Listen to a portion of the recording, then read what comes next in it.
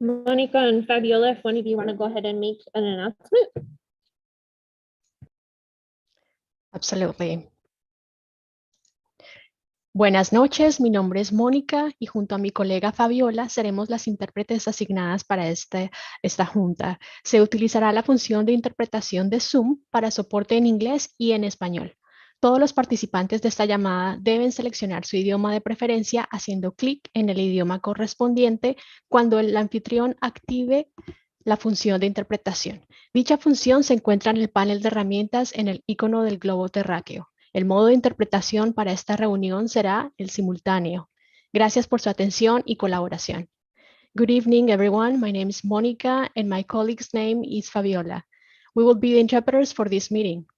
The Zoom interpretation feature will be used in this Zoom meeting for English and Spanish.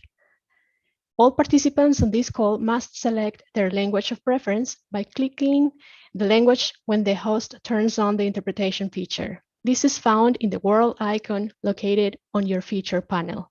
Interpretation for this meeting will be conducted simultaneously. Thank you for your attention and collaboration.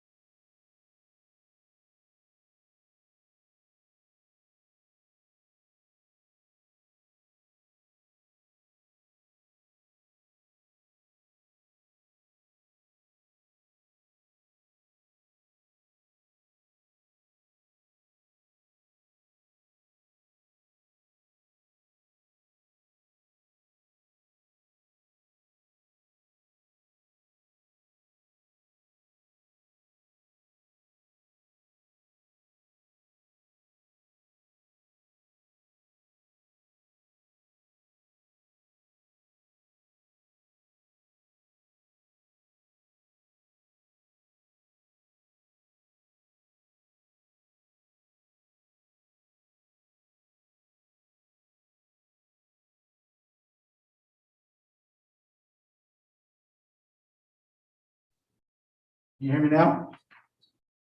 But you were right by the computer. Probably, yeah. There we go. How about now? Can you hear us now? Okay, so is it working? We can all hear? Okay. Good troubleshooting, everybody. Okay, we are on to item 3, review and discuss. And it's review and discuss agenda item tools. So this is just finishing up what we had started on the 19th. Hopefully finishing up. We have about 20-25 minutes. So just as Mike is, are you gonna pull it up or are you gonna? I just shared it with you in your Okay. email, which is probably the easiest way for us to look at it. The Google Doc agenda items tools discussion. Exactly, yeah, just under the. Oh. Okay, let's try that again. It's on it. Now Michelle is. Okay, so just as a reminder, this was kind of just to have a better understanding of like what, when we say different items kind of from the agenda, like, you know, like study sessions or review items, what we're meeting, what expectations are of staff, board. So we all just kind of are on the same page with it. Okay, so it looks like I'm looking at it. We covered study sessions. Yes, is everyone? No? I think pretty well. Yeah. Okay. And then, It looks like we started talking about presentations. And then yeah. I don't think we did review in action. Well, and there's two about that we haven't done either. The review and discussion sessions. Should we go to the review Wait, presentations, building knowledge, or did we miss a couple? before the presentation? Okay. Oh, I see, yeah. Okay, so should we start with those? The review and discussion, build. So part of the building knowledge, right? Building knowledge and building teams. So review and discussion. I can't remember if we started this. Like I know you have some notes there. I don't know if that was. I think I just did that this afternoon. Okay. To get us started. Just getting us started. How do you want to begin, Michelle? We can do it, however, right? Just kind of sharing. It's a shorter presentation of background information. The purpose is to provide the board with information and time to have a well. Yeah. Let's all fill in the blank. Does that? Oh, then the phone rang. Yeah, I feel like review and discussion is really a lot of discussion, right? Like it's more time for us to discuss.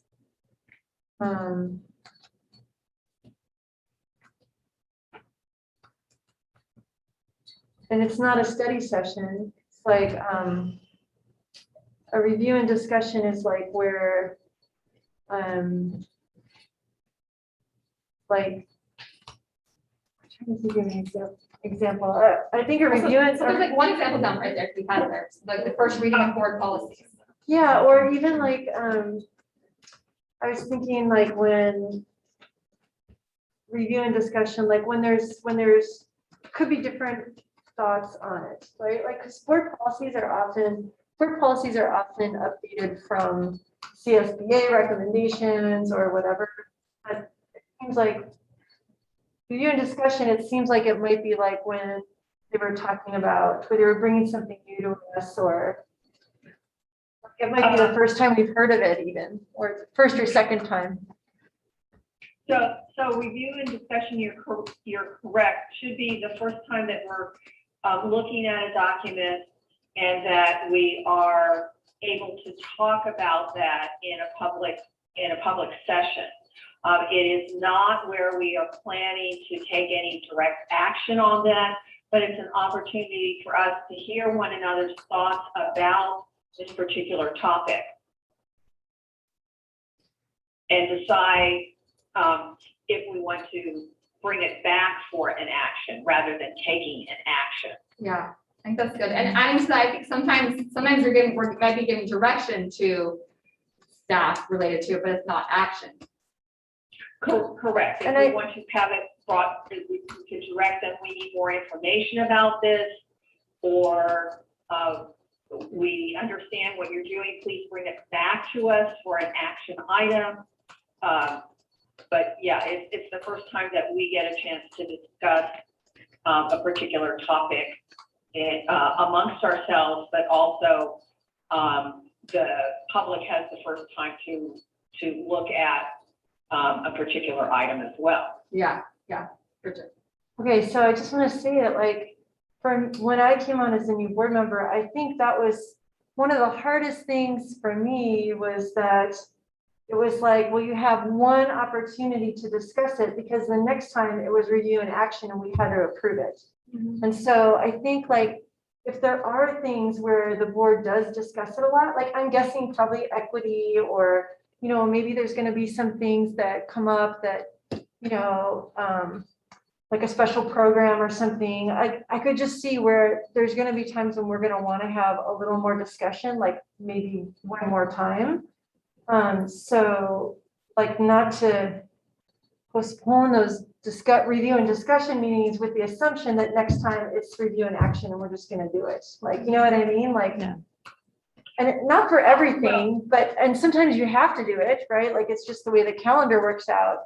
But I'm thinking more of like special programs or like bigger things. So they did kind of like anticipating ahead of time. If we know this is something that we actually might want to have more discussion on, let's make sure to bring it sooner than like the time before it needs to be approved. Yeah. So like LCAP could be maybe a good example of that. Yeah. Right, and that if we need a deeper discussion, then a special study session then becomes appropriate.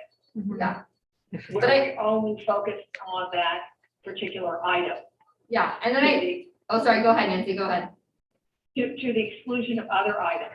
So I would invite us to consider doing something like City Council does, where they have a study item before a regular meeting where they might be wanting to take action, but they hadn't had enough discussion about it prior to the action that brought more information to it. So, Yeah. so that's other possibility that we've never really had before, but it's something that we can think about in our options. Yeah.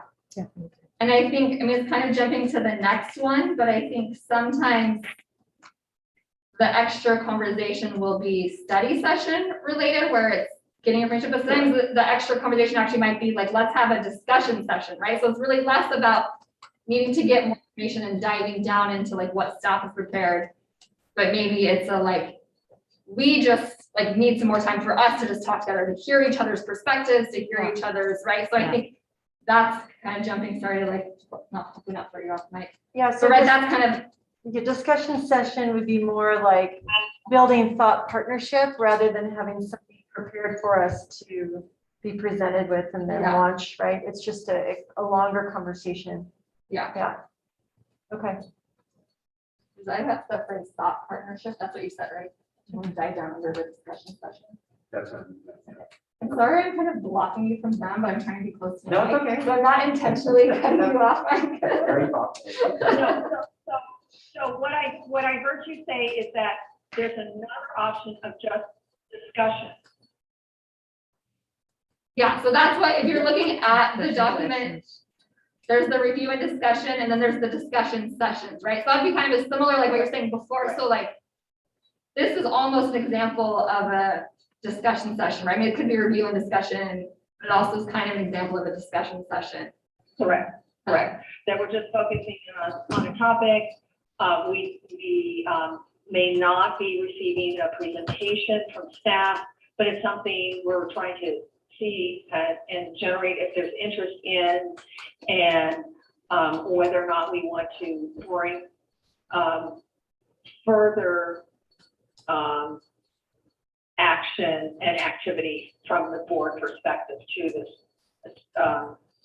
to a topic if we collectively decide. Yeah. Bridget, were you gonna type something in there? Well, I was just thinking like the expectations of the board was be more like Are you talking about review and discussion? Yeah. Discussion session. Okay. discussion session. So discussion session for the board would be more about like using those active listening skills and like giving more time for like thinking and speaking, right? Like Yeah, it's much, reflective. it's a little more, you have to do a lot more listening, you know, and it's just, there's just a little more time to develop your ideas. Yeah. And maybe come prepared to discuss. Like, so if you have like, for me, that might be like making an outline or something, like making a few bullet points, like just jotting things down, but just being ready and being open to discuss, you know? Because it's not a decision, it's just kind of talking about it. Right, if you remember, Greg Dennis said that they would, that perhaps they might pick a topical item, and the board hasn't had the opportunity to think about or even have a discussion about this particular topical item, and it may or may not relate to the business that they're doing that particular night.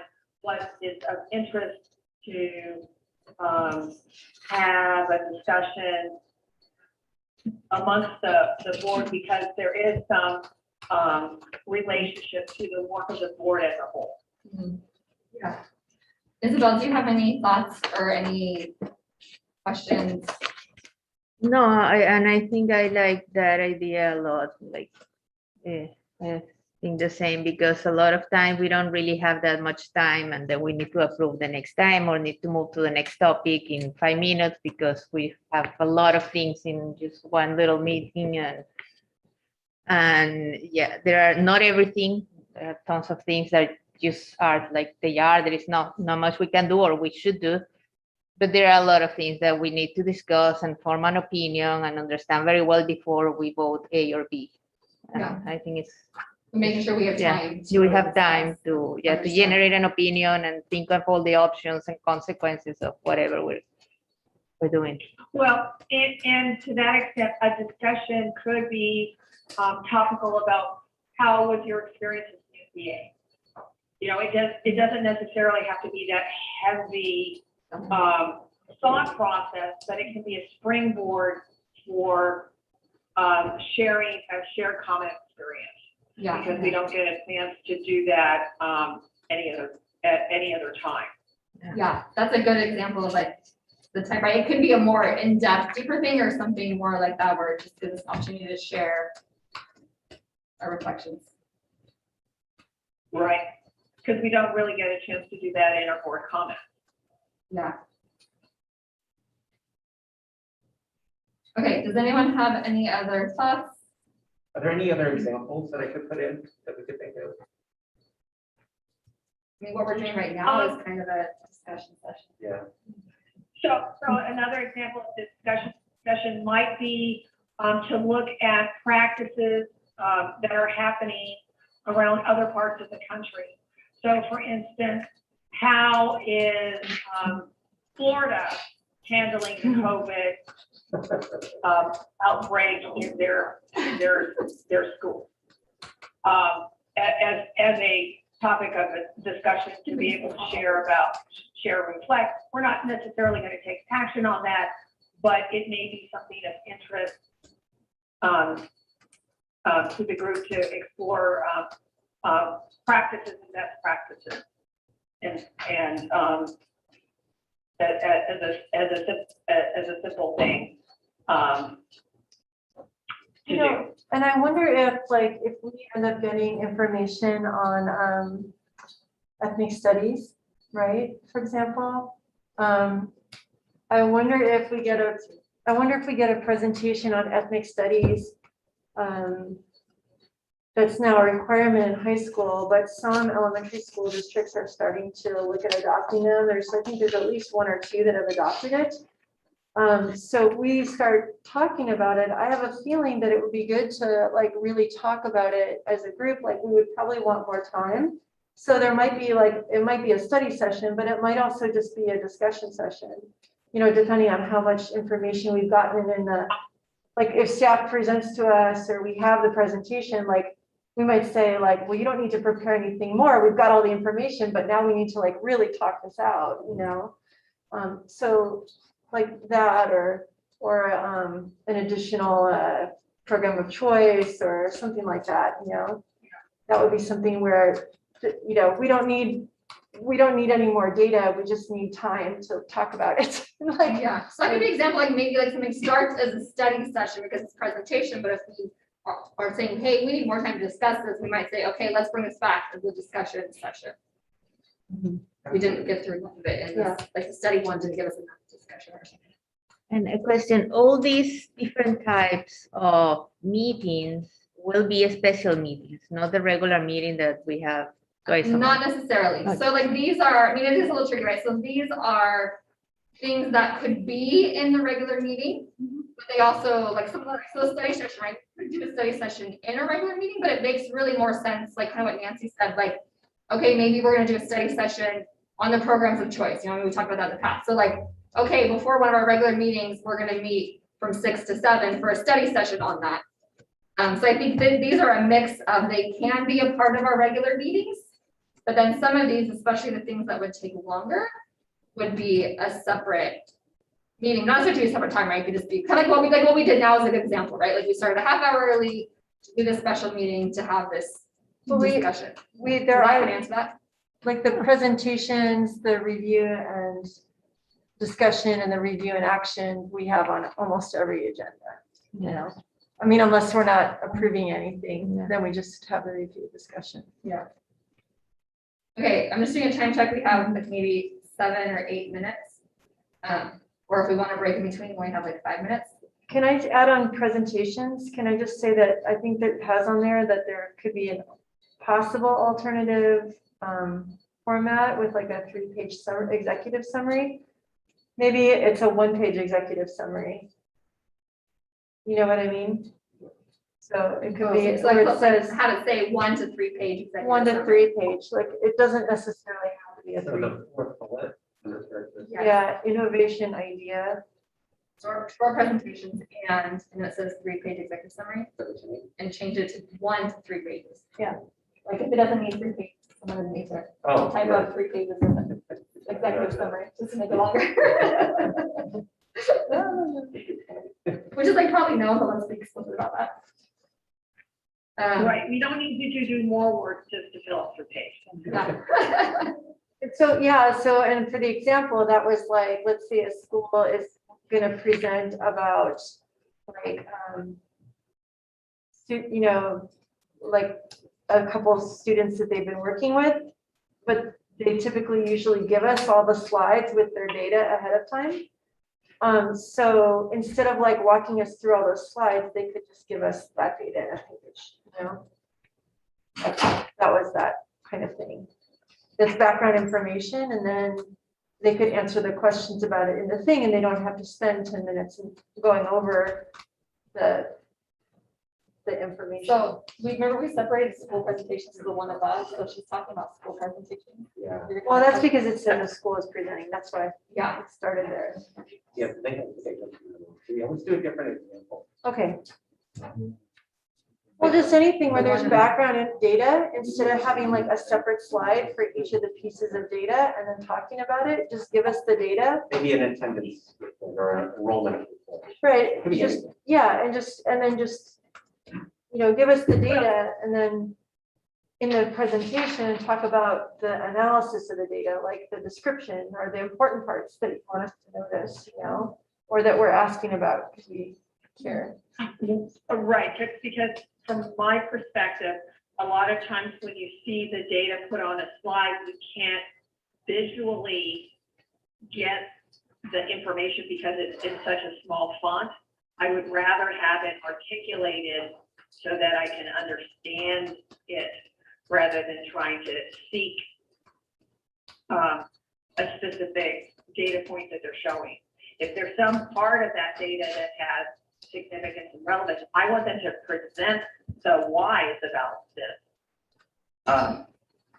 And then give us the Like a data in written the. the written narrative is perhaps a little bit more effective in the overview reach than an individual, than continuing to have everything on individual slides that we can't see because we can't tell the color differential of the different groups that they're doing, or the data is so small that we physically have a challenge trying to read it off of the slide. So I have an example. What about like the tech plan? When we get the new tech plan Perfect. one day, we'll get the tech plan. It will be a document. It will be stuff. It will have information in it. It will have ideas in it. It will have a plan. And we'll look at it. We'll have questions, whatever. We could get a 1-page summary, and then from the 1 page, and then the presentation could be, hey, these are the highlights, or these are the things that we learned, and this is the why. This is the why we're doing this and whatever, instead of like going through like a slide on each different part of the tech plan or whatever. You know what I mean? And like physically walking us on a slideshow through the tech plan. Not that anyone's ever done that before. I don't even remember that presentation. I'm just saying, like, if I'm trying to think of a document that's not a school, Yeah. like that kind of thing. And I have a question based on, because we kind of need to wrap up in the next couple of minutes here. Based on, I know like last time we kind of dove a little bit more into school presentations that didn't get a finish. So it's probably not a top priority, like needs to happen like ASAP, but I'm thinking, and you guys agree, a discussion session on presentations where we kind of discuss that a little bit more and dive into, would that be a helpful thing for us to do? I thought for school presentations, last time we decided that we weren't gonna ask for the usual thing and that we were just gonna say, how are you doing? Yeah, What's well, for going this year, on? but we need to like, for Yeah. future ones, what Oh, we yeah. want A to little see, bit, yeah. yeah. Like we Yeah. were set for this year, but that was just a, Oh, like, yeah. this year. Yeah. Let's do that before next year.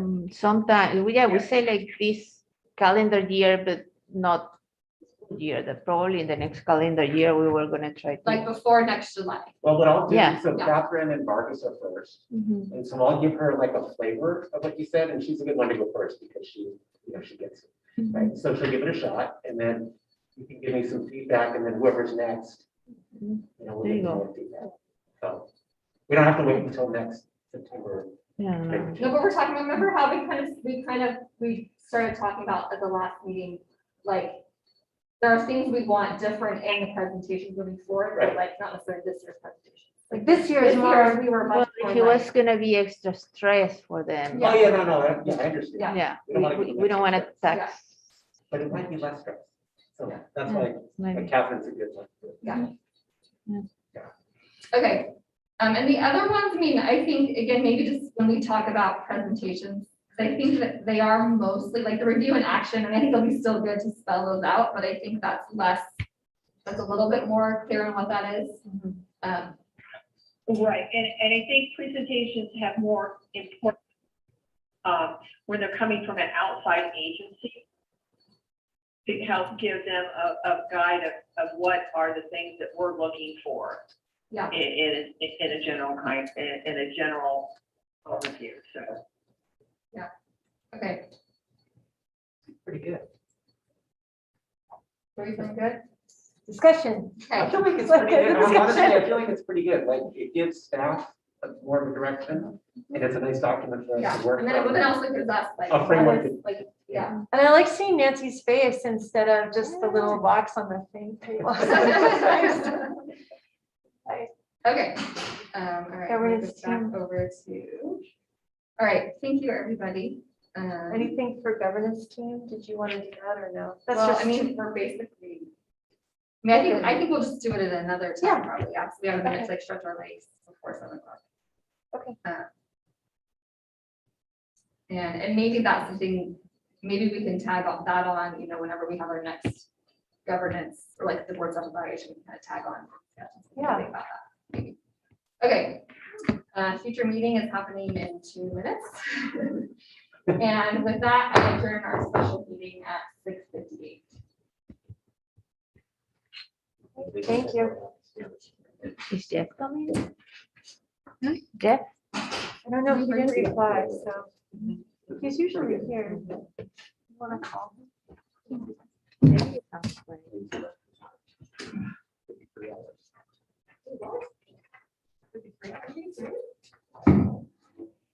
Oh, Jesus. I Jesus, lost it. louder.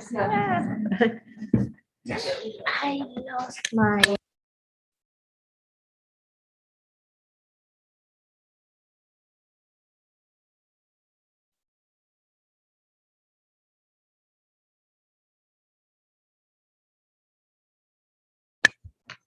Can you guys hear me? Yes?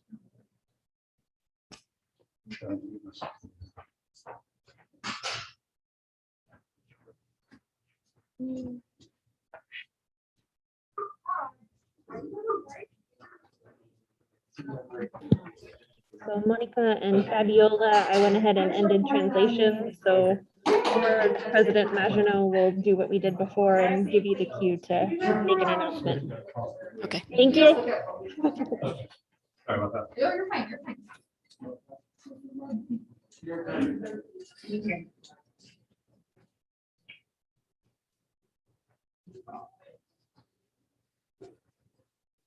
Nice to see you, Jeff. I tried to keep her from giving all the assignments to you, but they said, no, gotta give them to her. Hey, you know what? I'm in public education. I know how it works.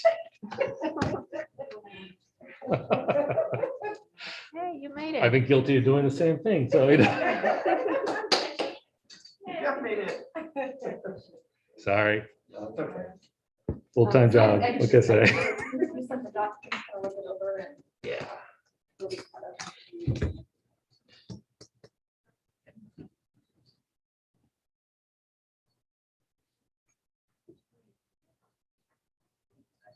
Like this one. She said this so we can try out. Yeah, I think so, it's better for teachers. you know, I think it's a little more room in there. Yeah, exactly. So I'm gonna test it out. a couple of times. Yeah. Hey, how are you? I do not know that. I'm gonna test it out. I don't either. Good job. I noticed it, like, I was like, going just. I couldn't get across I tried before they texting walked you. the gate. I Sorry got, about that. I had I a, was like, we can use the drinking had cup. to fill out the form, a report, Do you want me to that drink caught me it? off guard, so. I used it for years. Can never predict I've those done it for things. years. No, I know, I'm sure. Not as good, I agree. I love this Michelle. I love this Michelle. Yeah, I like this English. She's like that. We'll wait the meeting for you.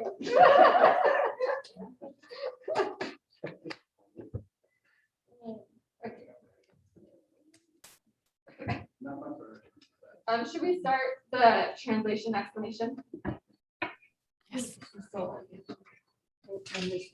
Buenas noches, mi nombre es Fabiola y mi colega Mónica y yo somos los intérpretes asignados para esta junta. Se utilizará la función de interpretación de Zoom para soporte en inglés y español. Todos los participantes de esta llamada deben seleccionar su idioma de preferencia haciendo clic en el idioma correspondiente cuando el anfitrión active la función de interpretación. Dicha función se encuentra en el panel de herramientas, en el icono del globo terráqueo. El modo de interpretación para esta reunión será el simultáneo. Gracias por su atención y colaboración. Good evening, my name is Fabiola and my colleague Monica and I will be the interpreters for this meeting. I will also repeat this instruction. The Zoom interpretation feature will be used in this Zoom meeting for English and Spanish support. All participants on this call must select their language of preference by clicking the language when the host turns on the interpretation feature.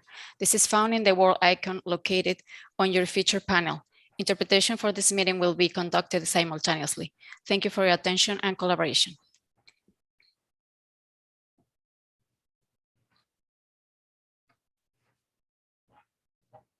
Finished, yeah. Okay.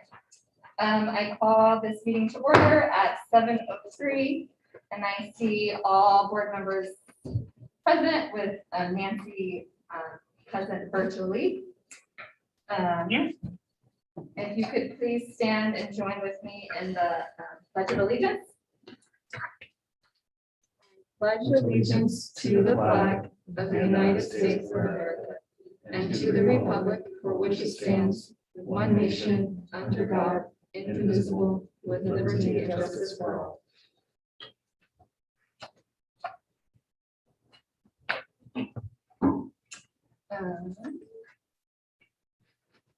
Okay, we are on to item 2, approval of tonight's agenda. Board, is there a motion? I move it to approve tonight's agenda. I'll second that. Board, is there any comments? All those in favor, please say aye. Aye. Aye.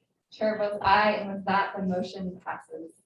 We are now on to comments from the board and superintendent. So we'll go, Nancy, are you good? You go first, then we'll go Nancy, Yeah, that's and then we'll fine. just go down the line. Okay, so there have been 3 main activities that I have been doing related to the community and schools. The first, I've been busy and engaged over this summer, participating as a California State Walking Fellow. And I've been doing a lot of in-depth research about policies related to traffic patterns, Vision Zero, streets, with an emphasis on looking at a new park that is going to be reopening, the Magical Bridge Park at Fair Park, and looking how we can make that safe and accessible for all residents. The other area of activity has been around my participation on the executive committee for the local planning council. And I've been on a retreat and doing planning for the work ahead. I am on the Outreach and Communications Committee as a co-chair. The other activity is been participating along with Ms. Watson with the Santa Clara County School Board's Legislative Action Committee, and I'll detail more of those in the minutes. Thank you. Thank you, Isabel. Sure. Well, we had the master planning meeting last week. I think most of us already got the report of that, and we're gonna also get more information. It was very interesting, and we're looking forward to all the great stuff we're gonna be doing in the next few years, and in this year. The meeting, the forum, the family forum was this week. It was great. We have some parents coming and telling us and asking questions about. You're talking all about the board stuff. office hours, not forum, right? The board office Board hours, office yes. hours, you and I did, yeah. Yes, which was a great opportunity to hear what people is thinking and what people are worried about and what they thought about all the information they've been having, constant information from the superintendent, and it was very positive. We had a great conversation with the public. So I think those were the highlights of between last meeting and today. I do want to apologize, man. I made it here on time. I would be lying if I didn't say I forgot about the 6:30 part, but I did remember a while ago, but then I had something unexpected happen. So I just, everything I could do to get here on time. So sorry. No worries. So I sent my activities in, but there were two things I wanted to call out. First was I went to this webinar, and it was meeting the social emotional needs of our Latino, Latinx students, mental health needs. And Michelle and I were talking about it, so I know she went to that as well. And it was really great. So I sent out to the board the web address for you can watch the webinar. A lot of the things, it was Auburn School District, a lot of the things that they're doing, we're also doing for SEL. But the second half of the discussion was more specifically on the outreach to the multilingual community. So it was interesting to watch. I got a lot out of it. I recommend it if you want to check it out. And then the second thing was I went to this event that was the Santa Clara County Commission for the Status of Women and Girls. And they had this event, and the last time I went was in person in 2019. This time it was all online. Two things about it. Number one, they had a ceremony in the beginning as part of their opening. Just they did the Pledge of Allegiance, but then they also did a ceremony or just like a saying. And some of the people there were saying that they do this regularly, where they give thanks to the First Peoples whose land that they're on and participation. I just thought it was such an. Then they did a whole ceremony, which was really cool. But they really were talking about like reaching out to First Peoples, First Nations in the area, and kind of developing a conversation, so it wasn't just like a token like thanks to the Oloni or whatever. It was like really more meaningful because it was involving the church. So I thought that like as we go forward with equity, like that might be something to consider. I just thought it was like a very powerful moment and something to include. And then just as an idea. And then the last thing was, I went to some of the online open houses. It was very frustrating because I could just see you can't just pop into a classroom or walk around and get the vibe. But just from being on the campuses the last couple of weeks and from, volunteering or whatever, or just stopping, dropping things off, it's super clear people are very excited to be back. And there's a ton of work going on, and I just think that the effort is Herculean all around, whether it's the parents or the teachers or the staff. Like, it's just, there's a lot of, everyone's under a lot of stress, but everyone seems really happy to be there. So that's my impression. And I guess the last thing I wanted to say was, board members, I think if you are out around like a pickup or drop off, like maybe you notice that like, I don't know if you're paying attention to the crossing guard situation, but like, I know that the district is working with the city, but it's probably something like we should keep an eye on in general. If the city can't support it, maybe we could support it somehow as a district. I don't know if we've done that before, but very concerned about people who haven't, you know, especially like the kindergartners and the first graders.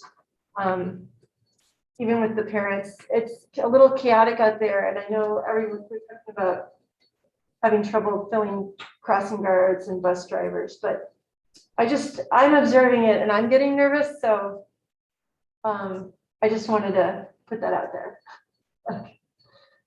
So, okay, go ahead, I'm done. Thanks. But Mike and I have already talked about it, and I've talked about it to people, so it's not a surprise. I'll say the spots I've seen, I like the schools I've I've like seen crossing guards there, so I was grateful for that. Like Isabel said, we had office hours. I think it went well. Appreciative. A lot of it was kind of around the like grateful that we're going to start from the April to come from the district on Monday, right? So that we're going to start having more testing for people. Monday was kind of around grateful for that, but then also like the questions of like, right? So kind of good tips of having us like explain it well, like maybe like a video like showing for a lot of families or kids who've never even done the testing because they haven't needed to, kind of having information. So I'd say that was already. And there was some stuff too about like when a kid has symptoms and like getting them tested to get back on the campus, like just tricky things that we are working on. But they were really appreciative that we were doing it. It was good. And so I think we have to kind of decide how often we're going to do them, but probably every other month or so. And so Jesus and Mike will just kind of like we did before, right? Like I think everyone has now, I think, done the office hours, so we'll just kind of keep rotating through everybody. Also the facilities announcement, it's exciting to like be in a place where we can restart that again and kind of get that rolling again. That's exciting to jump back into that. And then I've also just done a little bit, besides all the regular stuff, a little bit of advocacy related to some legislation that's out there right now. That's all I have. Okay, just a few things. I want to start off with a huge thank you to Jesus and Aaliyah from my office for putting together the Zoom broadcast and trying to get the microphones to work and the whole thing. I don't know if it appears effortless on the other end, but it's a lot of effort. Each meeting we're trying to get a little bit better in this. Really appreciate it. I think Jeremy probably wants to. Few people have mentioned the facilities master plan. The parent survey, the family survey will go out Wednesday of next week and will run for 1 week. So that's great. And we already have some other pieces of the survey, but it's going to be great to have that, and we'll be getting more. It's going to really dominate a lot of the fall moving into it. So that's exciting. Looking forward. Staff Development Day is Tuesday. I want to just give you a little overview and huge shout out to Mala and Tasha and the teams for helping to coordinate this. 7 of the 8 elementary schools will be doing MTSS 101. So like just a basic overview of multi-tiered systems of support. Cumberland's the other school, they're going to do it at the next Staff Development Day. On this one, they're going to be doing working like universal design for learning and trauma-informed practices. So that's certainly aligned. Columbia Middle School will be focusing on AVID and really trying to bring those principles school-wide at the school. Principal Cole is very excited about that. Potential. They'll also be working on MTSS. Sunnyvale Middle School will be working on culturally responsive teaching and trauma-informed practices with Dr. Joel Cooks from San Francisco State, who's actually one of my professors. He's a great one to choose for that. And the preschools will be working on equity and inclusion. So an exciting day coming up next Tuesday. We have Monday off, which is fantastic. Everyone needs it. But then the staff will be working really hard. Thank you. We are now on to item 4, comments from the Sunnyvale Education Association. And not seeing them here, we are on to item 5, comments from the California School Employees Association. And then again, not seeing. We are on to item 6, comments from the public. And we have one as a reminder, you have 3 minutes. And please state your name. So it's Eric. If you want to, know you got your own timer, but Jesus will also help you with that if needed to. All right, yes, I'm sure it's surprising hearing today. Let's see, so thank Hey, you very much. Eric, do you mind? I don't know if your mic is on. Do you mind looking on the other side and then your space to go There, up? is that better? Yes, Oh, yes, Okay, thank good. you. Yes, my name is Eric Rock with the Sunnyvale Partnership for Healthy Schools. Thank you to Dr. Gallagher, the school board, and former COO Rob Smiley, as well as the staff, for getting the heat cleaners approved and in short order rolled out in coming weeks.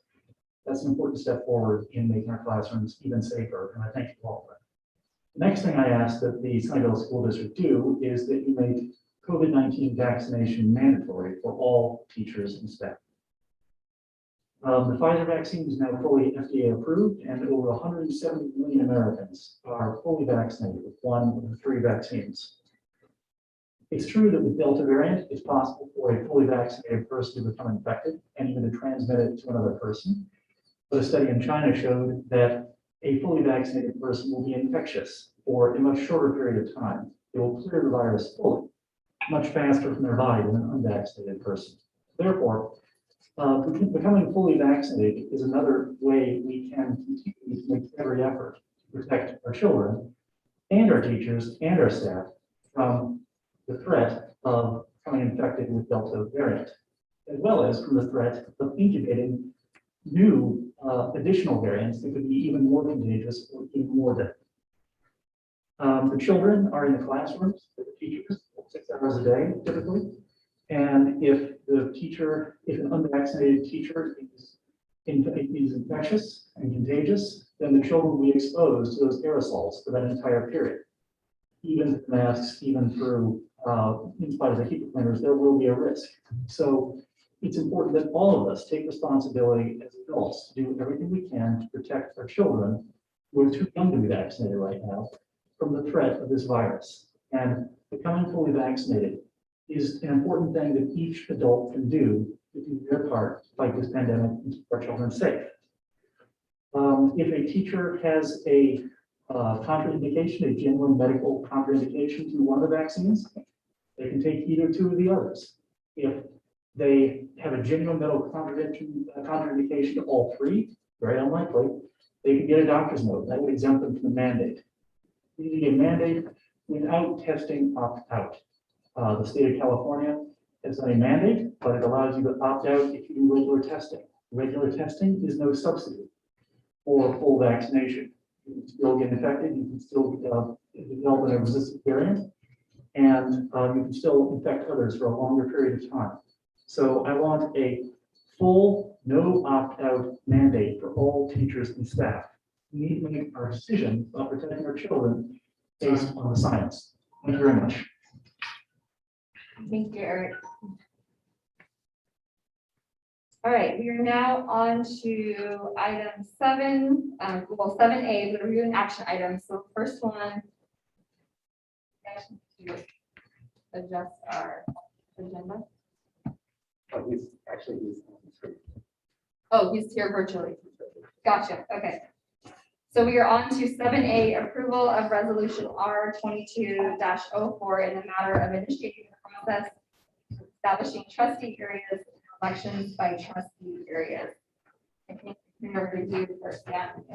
Yes, so we have with us virtually William Kunick from And Oliver Kelly, there's Mr. Tunick, appearing on the screen, and he's prepared a presentation for us on the California Voting Rights Act that will help us decide on this resolution. So Mr. Tunick, the floor is yours. Great. Thank you. It's good to be with everyone. Actually, I'll go ahead and share my screen here if that works. So can everybody see the presentation? Good. Yes.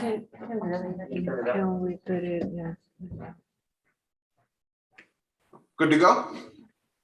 Pretty good. Excellent. Okay, well, as the superintendent mentioned, here to talk a little bit about the California Voting Rights Act, CVRA, as well as the resolution that's before the board tonight. And I don't know if I'm getting a little bit of feedback. I'm not sure you're getting it there. Okay. We are. Want me to keep going?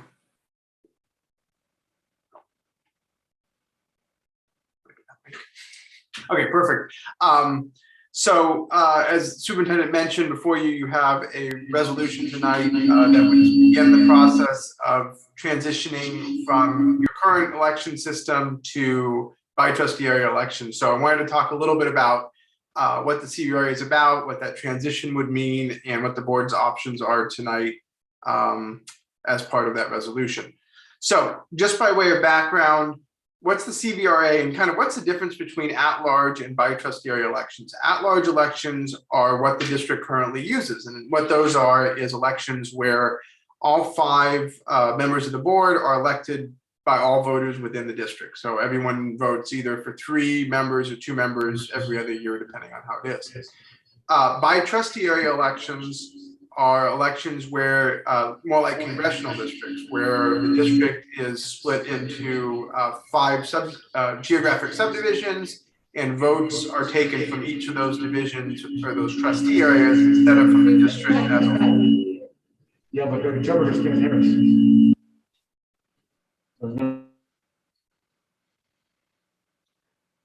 Sorry, it sounded like the feedback was back, but I think we're good again.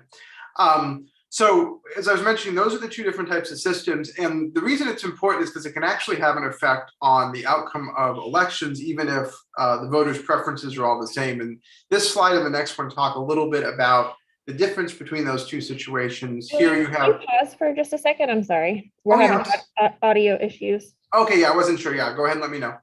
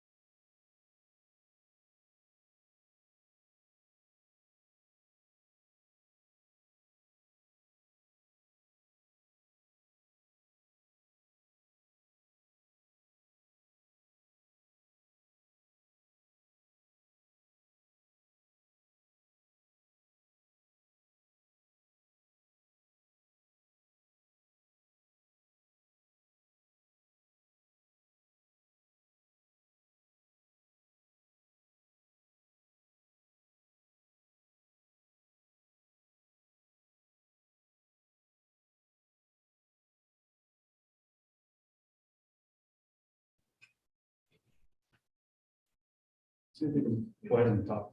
You want to go ahead, William? Sure. Is that, let's see, is that better? Sounds better.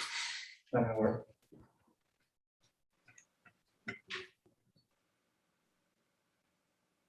Hold on just a sec, sorry. Okay, no problem. The other way around is this. The interpreters can't hear us.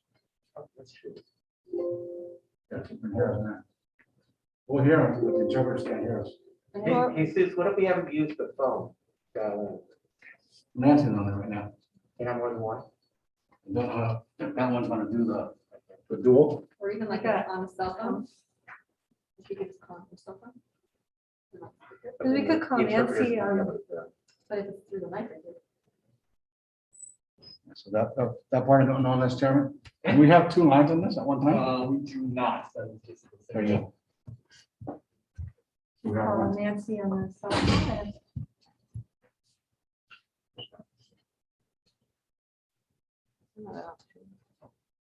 So in zooming in, I could not be on the line, but hear the presentation, and then when it's time for the conversation, you could call me back. And then we could call you on our cell phone. We had to. Let's try that. All right, let's try that. Okay, so hang on, Nancy, and then someone will leave. I think there's one. Let him know we're gonna call him on us. You can hear you.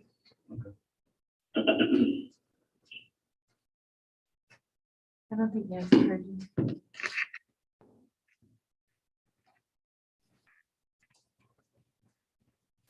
We're gonna try calling you in for sound, Williams. Okay, no problem.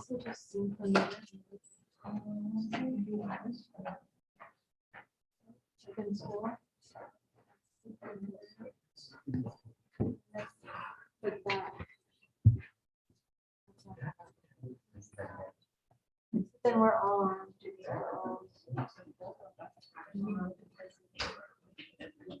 So that it's silent, this will be-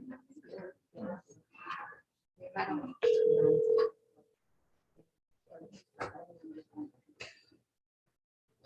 Hello?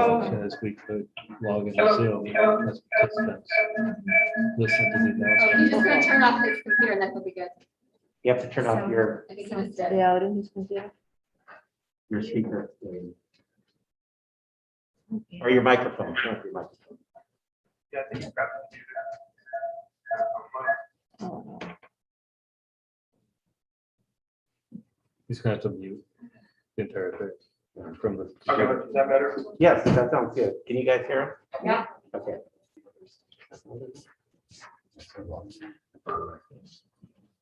Okay, I think we're ready. William, you can hear us? Yeah. Yeah. I think so.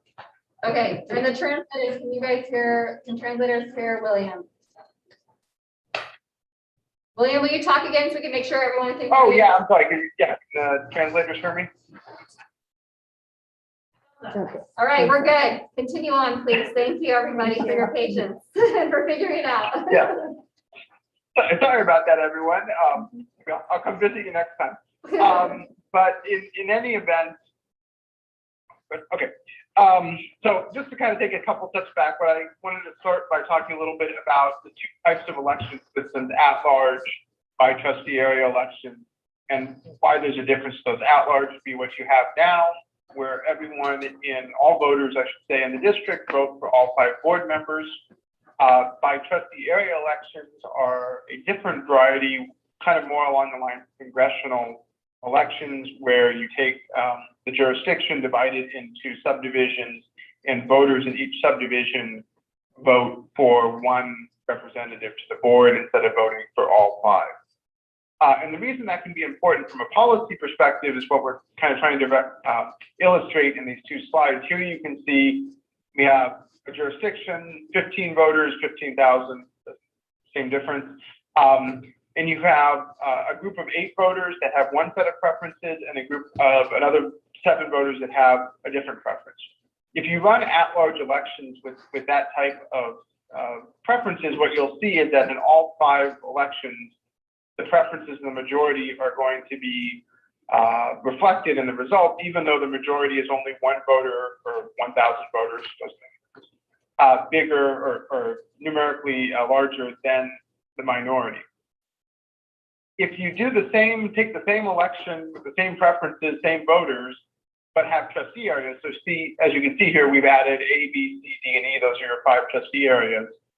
Now you can see same preferences, but the results change, right? We now see in areas seats 1 or A, 5, and E, those top and bottom ones, where the minority voters essentially, now their preference has been expressed and the board represents 2 members representing their preferences, 3 representing the majority. So that's why just a simple, not a simple, but a change in how the election system is set up can actually impact the results, even though the preferences, voters, everything else stays the same. And that's sort of the background behind why we have CVRA of the California Voting Rights Act. What it essentially says is that you cannot have, or you cannot use at-large elections if the presumptions we were making in those 2 illustrations hold. In other words, if you have voters who are voting together based on either a racial, ethnic, or language group, and their voting and membership in that group go together, there's a correlation. It's called racially polarized voting. And the reason for that, as we were showing in those illustrations, is when you have that type of racially polarized voting and you have at-large elections, in some cases that can lead to a dilution of the vote of the minority group. And that's really what's behind the California Voting Rights Act, in some respects, the federal law as well. And ultimately, that's really only one of maybe a lot of reasons why some districts choose to go to trustee area elections. There can be other benefits to having smaller trustee area as far as running campaigns and other things, as well as sort of ensuring maybe geographical diversity on the board as well. So there's a lot of reasons why boards are doing it, but definitely the CVRA is one of them, in part because unlike a lot of other laws that may apply to the district that have deadlines, the CVRA is really only enforced via litigation, and it's via litigation that usually results or does result in the award of attorney's fees. So for whatever it's worth, in a lot of cases, that's been the reason, or one of the reasons, I should say, that school districts and cities, special districts, even a couple of counties, community college districts have made the change from at-large elections to by trustee area elections, or for cities, it's called district elections, which is what we've seen more recently. And actually, 2 of those cases you may have heard about. One of them is in your backyard with the city of Santa Clara. They were using at-large elections for their city council. Those were found to be in violation of the CVRA. They took that case up to the Court of Appeal in San Jose and lost in that case, and ended up paying a lot in attorney's fees. The city of Santa Monica has also been fighting a challenge for a few years. That case is actually now before the California Supreme Court. We'll probably get that decision here in a few months. Ultimately, my guess is that they will be found to be in violation as well. So as I mentioned, kind of the enforcement of the CVRA is through litigation, and that kind of puts districts in an odd spot, because trying to figure out whether or not, whether there's an issue there, is there something needing to be done, because there isn't a hard timeline. What the legislature did was implemented some timelines and some deadlines around that process. So if somebody was going to bring a challenge, they have to provide notice and wait before they do so. On the flip side of that, as a benefit to agencies, including school districts, if they're going to proactively make this transition, they can adopt a resolution, an intent resolution, which is what you have before the board tonight, that indicates the board intends to do this, the specific steps and an estimated time frame for doing so. And if that happens, then the board, and the district, I should say, is immune for litigation for at least 90 days. And also there's another provision in the law that allows, if someone sends a demand letter first, they can seek reimbursement for their attorney's fees. If a board is proactive in doing this, it essentially can save that $35,000 and use it in what are probably more useful ways. The other thing that's been going on more recently, which you're probably aware of, is the release of the 2020 census data, which is coming out pretty much as we speak. And while census data doesn't actually have a direct impact on the transition itself, there are some important things that I think are worth mentioning about it.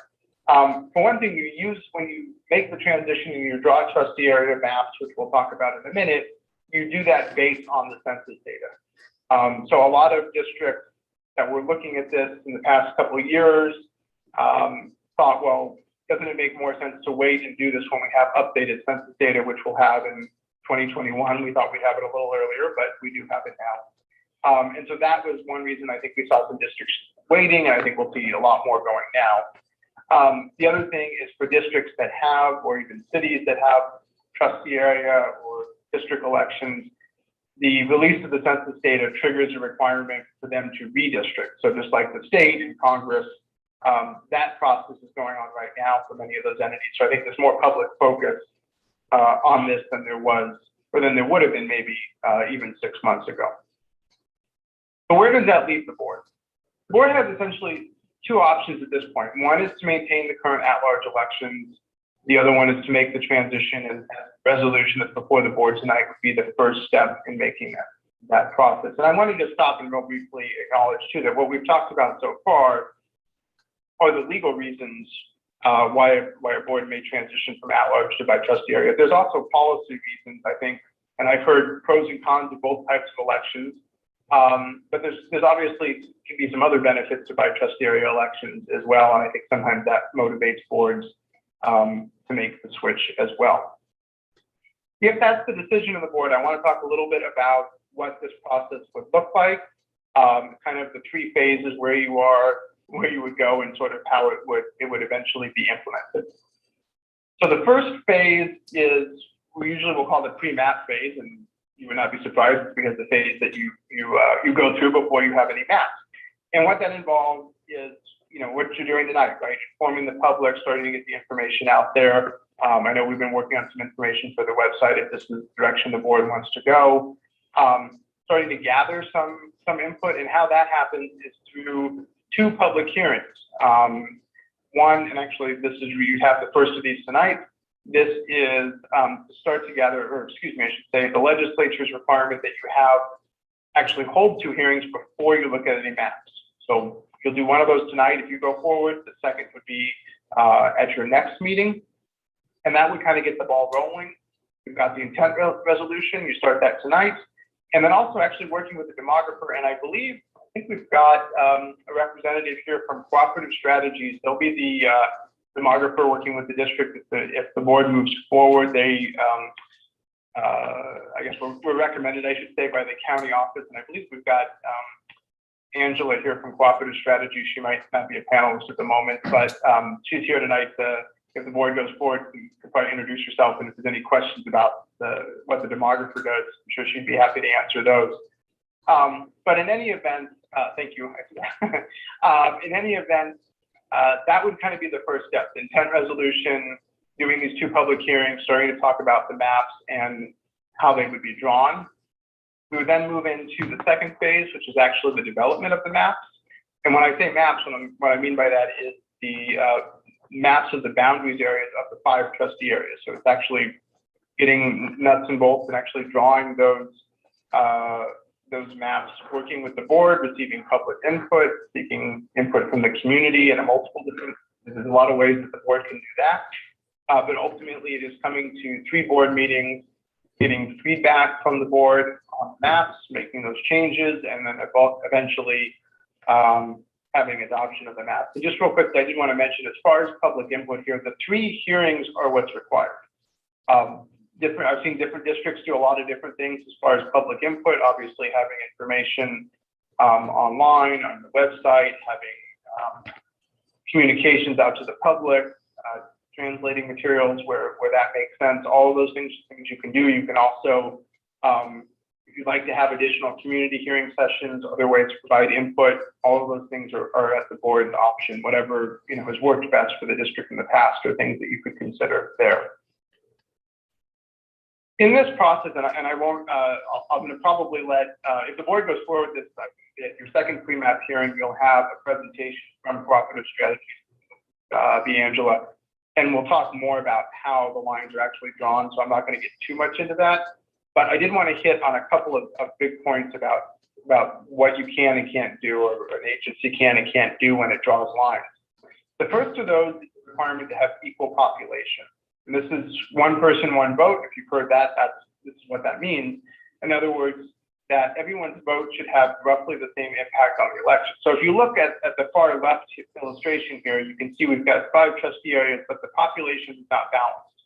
And what that means essentially is that the voter in area E they have much more influence over who sits on the board than any individual voter in Area B. And that's a problem of constitutional dimension, so you can't have a map like that. And generally speaking, you work with a good demographer, which Angela and her team are, you won't have that problem.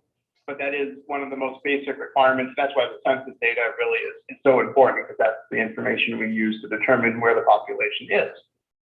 The second one, which is a little bit more trickier, is the Federal Voting Rights Act, and that deals with the use of race and ethnicity in drawing lines. And it's essentially a Goldilocks standard in some respects, in that you cannot gerrymander a map. There's that term. I'll show you the picture in a minute.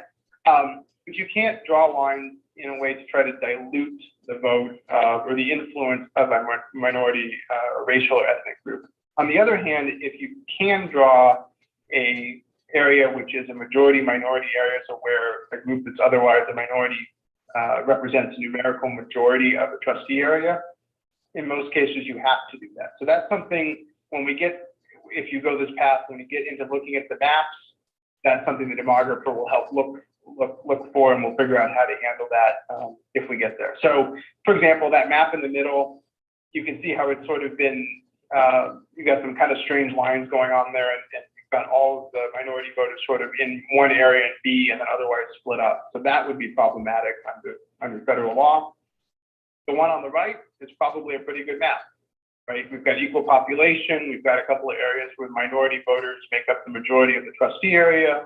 And honestly, the lines look pretty reasonable. And a lot of times it is, in fact, the eye test. As a matter of fact, as I mentioned, the gerrymander that is on the right there, that is, I think it was State Senator Jerry and his gerrymander. So if you can put eyes and legs on it, it's probably not a good district. And that was the illustration there that sort of the whole thing.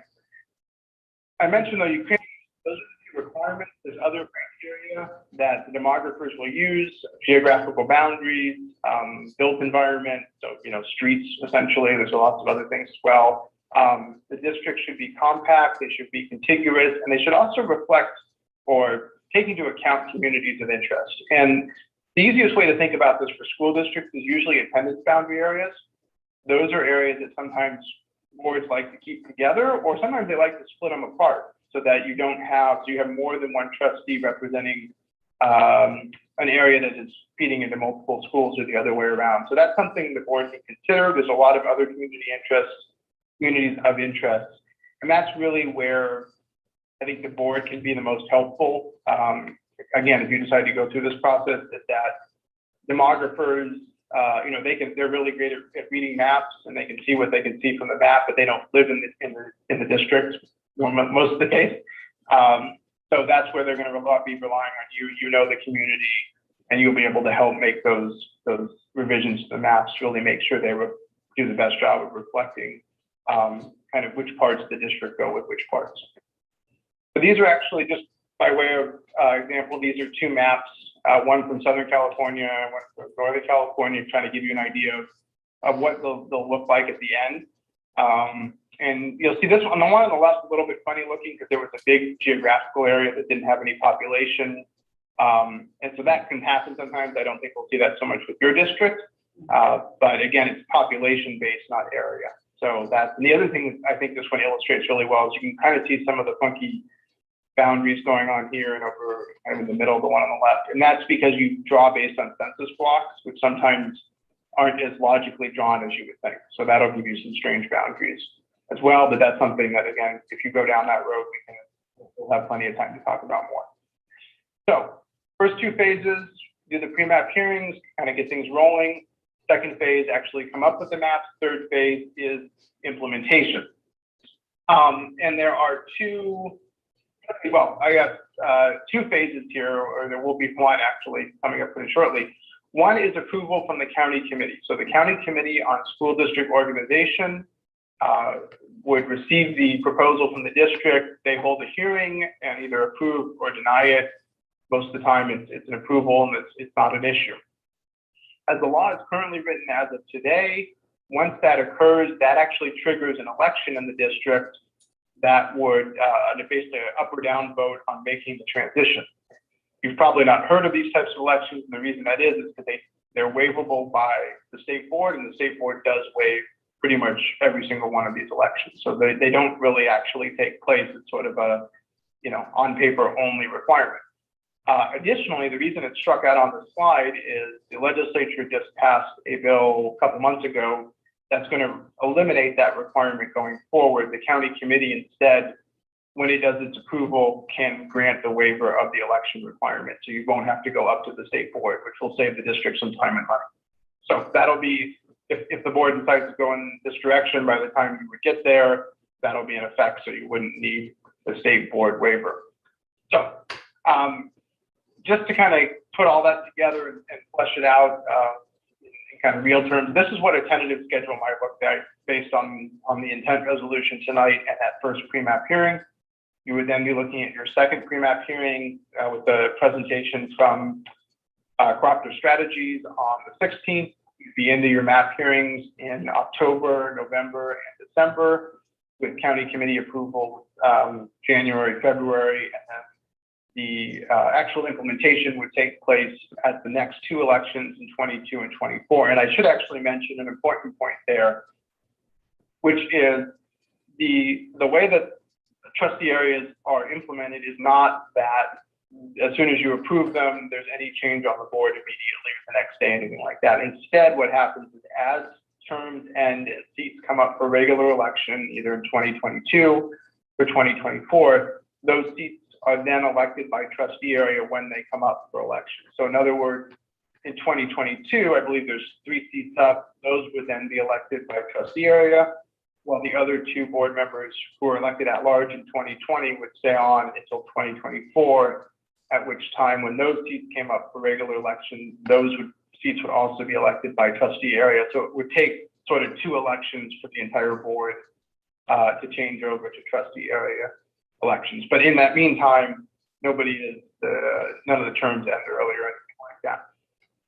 So I think that is actually the end of my presentation, but if there's any questions, I'd be happy to answer them. I know we've got Angela joined us as well, and I'm sure she could answer if there's any questions about the demography piece. Thank you, William. Do we need to adjust trustworthy for Nancy again? If she's a panelist, we don't hear her, or will she be able to hear us? Well, I think Nancy can hear us right now, but hear her. She's a panelist, I can't hear. Well, She's on we there. could hear her super quietly through that. The reason we hear William is because he comes. Yeah. Can you hear me? Uh, Hello? Yeah, we can hear you. We've been having audio issues, so there might be some feedback, but we can try. Hi, Angela. Welcome. Hi. Hello, members of the board and of the community. Hi, welcome. Okay, we need a motion before we can discuss and ask questions. Do we have a Do you want to motion? do it, Jeff? Because you, good idea. I don't know what my idea was. Come on. I move to approve resolution R22-04 in the matter of initiating the process of establishing trustee areas in elections by trustee areas. A second. All right, thank you. And there's no public comment, so board questions or comments. And I think I forgot to say thank you, William, for the presentation, so thank you. Very informative. Of course. Nancy, do you have a question? So for the public, we were talking about having public hearings. Now, are the public hearings independent of regularly scheduled board meetings? And does the board need to be present at these public hearings? So I think the question was, do the public hearings need to occur at regular board meetings, and does the board need to be present for the public hearings? I think those were That was the two question. questions. Yeah, so the answer to the first question is no. The public hearings can occur at regular board meetings or at special board meetings, but they would have to be at a board meeting. But also, in addition to that, if the district wanted to hold either input sessions or something that was not a one of the required public hearings, but something in addition that could be done either without board members or with less than a quorum of board members. And I believe if we move forward with this, one of them is scheduled before a regular board meeting, right? Yes, the first MAP meeting, I guess post-MAP meeting, we've tentatively scheduled it as a special meeting an hour before the October 7th board meeting. Yeah, for just That's So, correct. When would we decide, like, what additional meetings, if any, we would want? Because like, I remember when the city of Sunnyvale went through this process, they had community outreach meetings, you know, they had multiple ones. And then there were also rules around those, like only a couple board members could be present at those. Like I remember some of the city council members, there would be too many and one of them would leave. So like, are we in the same position where at those if we do have community meetings, only can't have a quorum? And then my second question is, like, when would we decide how many and whether we're having additional meetings, like community outreach meetings, like the city of Sunnyvale did? Well, I can answer the first question. The reason that you saw that happening is that that's the Pesky-Brown Act requirement. But yes, you could do one of two things. Either if you wanted to have a community meeting that isn't agendized as a board meeting, then you would need to make sure there's only 2 board members or less there. If you wanted to have a majority there, you just agendize it as a board meeting, and that would be the other option. So you could do either there. As far as sort of, I guess, direction on that community outreach, I guess I could say you don't have to do it tonight as part of the intent resolution. I think you could talk about that, but I guess my one suggestion on that is, generally speaking, at least in my experience, I think probably Angela would agree with this, you don't see a lot of public input before there's any draft maps. The first 2 hearings, it's hard to provide input when there's nothing to react to be honest. So really where you're going to start seeing, if you're going to get any public output or input or the place to be looking for it, I think is in that October to December period when you're going to actually have maps for people to look at and say, I like this, I don't like that. So that would be my suggestion if you want to do additional outreaches, to aim for that period of time. And so you've got a little bit of time to decide on that. So William, just as a follow-up, so like say we have our first, like that, after we have the maps, we have that first hearing and like tons of people come, we have that hour, like that might be an opportunity to say, hey, let's have a couple of community meetings because there's clearly a lot more than what we're going to get in the public hearings. Like, would that be kind of an example of when we maybe want to do that? Yeah, or if you want to plan something in advance, I would just plan it to occur at that October to December period, because I think that's, if you try to do a community outreach session before you have a map, you're probably not going to get a lot of input. Yeah, got it. Okay, thank you. Nancy, did you have a question or comment? Correct. I just wanted to be mindful that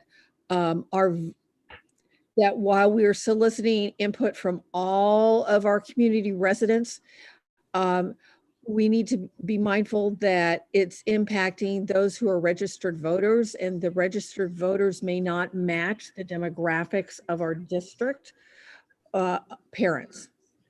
So I want to make sure that while we hear from what parents think and believe about the directions of maps, I want to be mindful to outreach to the public who may not be aware, as aware of what it is that we're doing, and make sure that we're reaching communities of voters that may not traditionally be engaged at all in the day-to-day activities of the school district. Of the school setting. Yeah, thanks, Nancy. Jeff? Just to kind of add to that point, I was thinking, trying to complicate the demographer's job, but I think our greatest constituency of unregistered voters are actually children that attend school. And I think if we keep that in consideration, the way we redistrict, like traditional households that tend to provide, our students, on the way we distribute our for trustee areas, that would be something I'd be interested in. And that might actually, that kind of eliminates some of the, I don't want to say completely eliminates, but it does widen the, from the registered voter pool. Right? So you want to look at where there are children? Is that what you're saying? Okay. Yeah, that if we distribute our trustee areas based off of, you know, our largest constituencies that don't get to vote for us, right? The kids. Who's going to represent the kids? So the data that we use to create these maps is based on the 2010 census data, and that's what we use to balance the population. Additionally, from that, we use our citizen voting age population, so also known as the CVAP, and that gives us a better measure to avoid splitting communities and impairing protected class voters. That's also provided by the American Community Survey, so we can definitely look at where the children are housed based on the enrollment. But those two factors, it's going to be like the ultimate usage for your maps. I have one more question for you, Angela. So I know like the main piece is by population, but are we allowed to also look at registered voters like in the process as well? Are we not allowed to look at that? So the citizen voting age population is the registered voters within these school boundaries. Oh, okay. It's just, okay. I thought like anyone who was like eligible, but actual registered voters. Well, it's anyone who's 18 and over and can vote. So that okay, so eliminates any felonies. Yeah. So it's not registered voters, it's eligible. But eligible voters, because like we have a huge demographic in our city that's not actually eligible to vote. So that would include anyone who's eligible to vote. Eligible to vote, correct. Okay, got it. Thank you. So if we shift to trustee areas, does that mean that we also have to create policies on when we reevaluate? Like every census, do we have to actually reevaluate to see if boundaries need to be adjusted? Yes, that's absolutely. Yeah, so that's every actually, 10 years, we would have to Go ahead.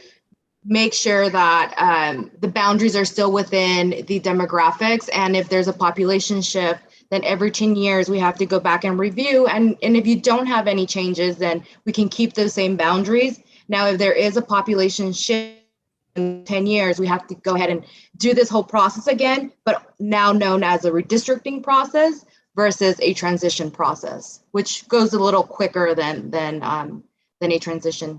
And starting from scratch. Thanks. Nancy?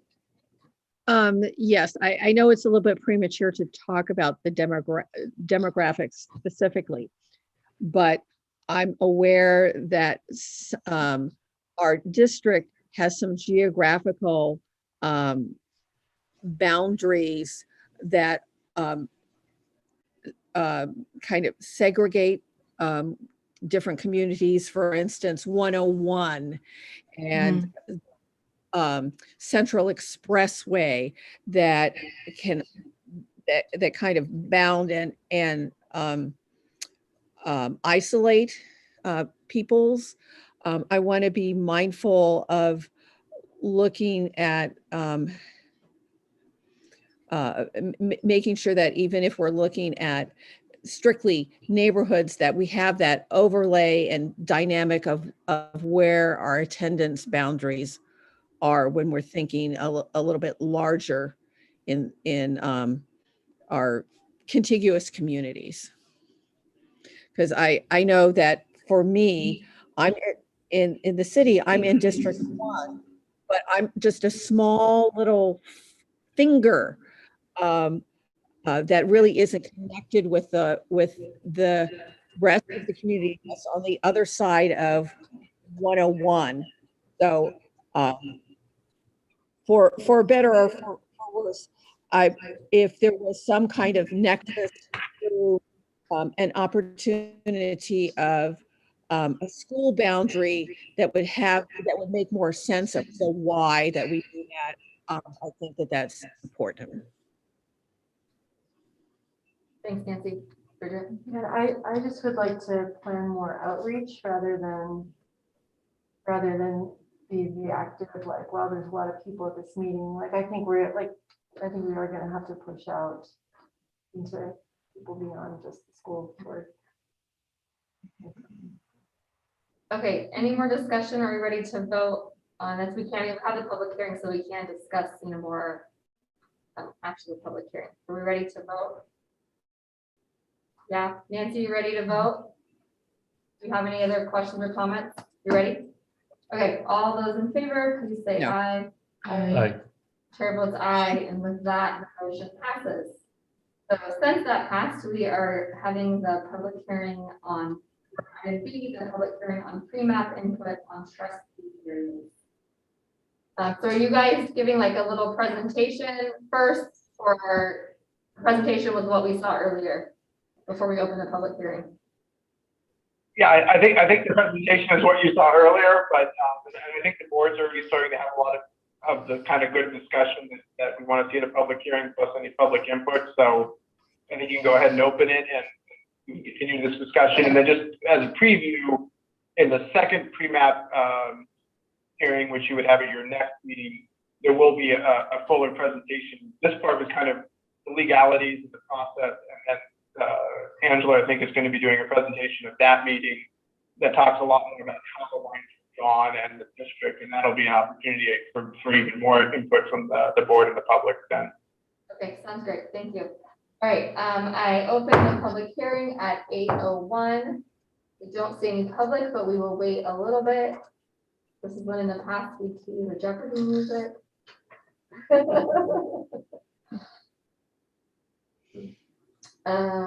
All right. Michelle, we have that hand raised.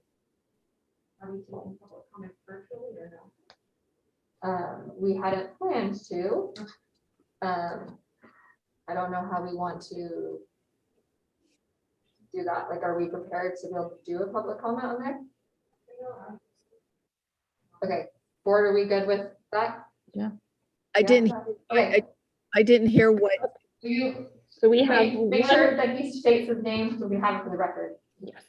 We have one hand raised on our Zoom, and it's DEO. If you could please say your name and your affiliation, I will go ahead and move you over.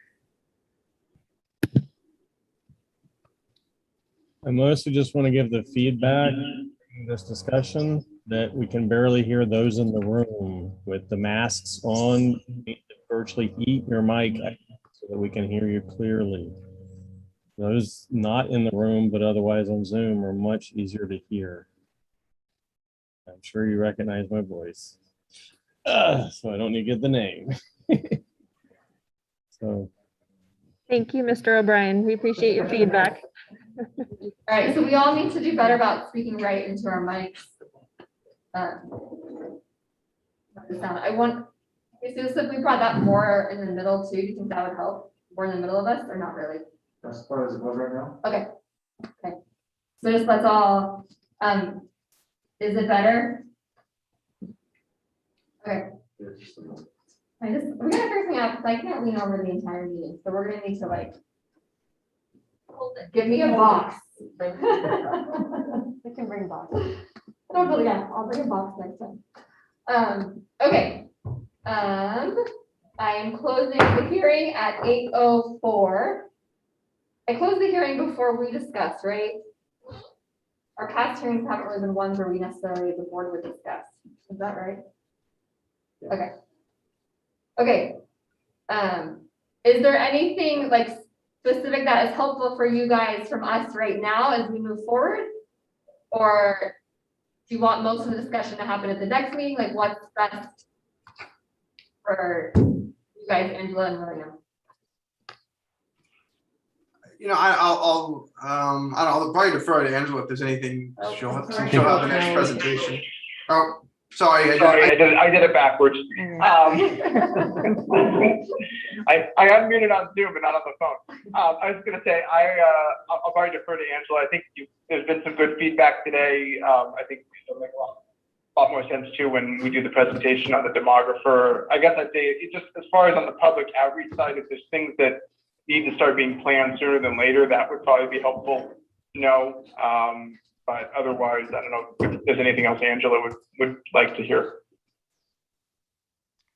No, we had some really great feedback from the board members, but usually we do get some frequently asked questions from board members, and I believe William covered that in the presentation. So in the next hearing, when I do bring the data and I start bringing in the school district boundaries and what that looks like, we can definitely start carving out some areas of interest and talk about the local considerations of the community, and whether or not we want to include any schools within the consideration of drawing those maps. Okay, thanks. Board, do we have any other comments we want to share with them, or any other questions on the item today? Nancy? Yes, I just want to make sure that we do some intentionality of outreach to our senior population and to have a high voting record and history of our frequent voters, because they may be caught off guard about change, and I want them to be able to have time to input in rather than thinking happening without their thoughtful input. All right, Nancy was cutting out. Did anyone catch what she was saying? Nancy, you were kind of cutting in and out a bit. Senior intentional outreach to senior groups. Okay. Got it, thanks. Okay, anything else? Just in general about the move to trustee areas. Just in general about the move to trustee areas. Yeah, I mean, so this is the last, yeah, we're gonna like move on. So if there's questions for them, or you share general thoughts you want to share, that's fine too. Well, I mean, just generally for the board, we'll move this forward as it goes forward.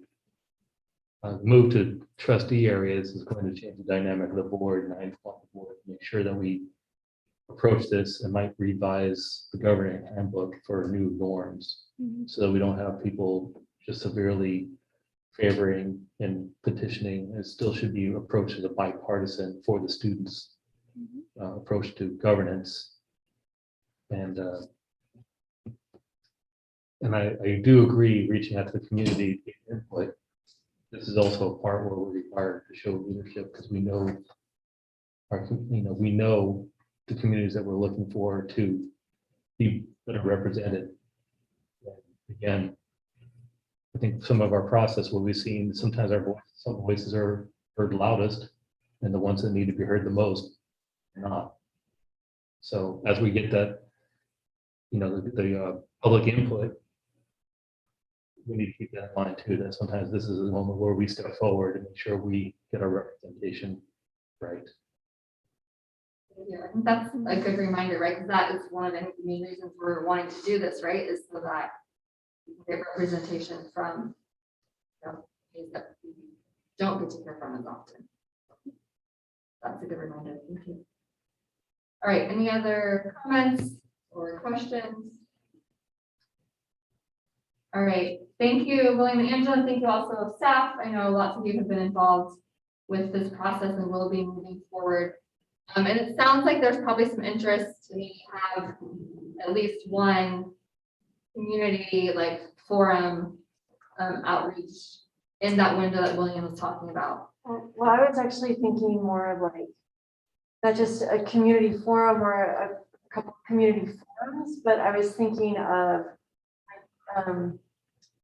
taking it to, like Nancy is saying, senior outreach meeting. Like a workshop is the right word. Like a workshop or informational session, like the city council did it at the library and a couple other places. And I was thinking of the affinity groups that we have at some of our schools, or the, like SMS has the Spanish speaking group, or there's some schools where they have more like where it's already bilingual, multilingual, you know? So, I mean, I was hoping that it wouldn't just be like, well, there's a community meeting that you may or may not make. It's really like might feel high stakes, but like going out into some of the groups or schools that we want to make sure that we get their feedback. I don't know if that just. So not necessarily extra meetings, but like go to meetings that are already happening with community that we want to get involved. Yeah. Like making presentations in different places, in different moments where these type of communities are meeting different type of communities. This once they have the presentation, but I don't know if we want them and the demography to come to all of these meetings and explain to them, or we just want to give them a brief. Maybe they can have like a brief information, and we could have somebody from the district going to each of these community meetings. It'd be interesting to see how the city did it as well, right? Because I think when the city did it, they already had maps. The city also has a lot more staff and resources, so we can't do quite like the city, I think. Right. But yeah, I mean, maybe there's parts of this where the board could help as well, like, you know, kind of like you would do for a bond measure or something, is to go out and explain to the PTAs or to the groups, you know, with someone from the district, like I just remember. I mean, I remember there were times when like a board member would come out with staff and they would go and do information of like what's happening. Or, you know, maybe there's multiple strategies that we use. Hey, William, could you hear all this? Like, is that from your experience with other, I guess also Angela too, with other school boards, have they done things like that too, where they like gone, not necessarily had like a workshop, but like gone to other meetings of people you want to get input from to kind of say, hey, is that something that you've seen before? How did that work? Or that's not what you've seen? Yeah, I mean, probably both. I think a minimum, not a minimum, but one option is, you know, to have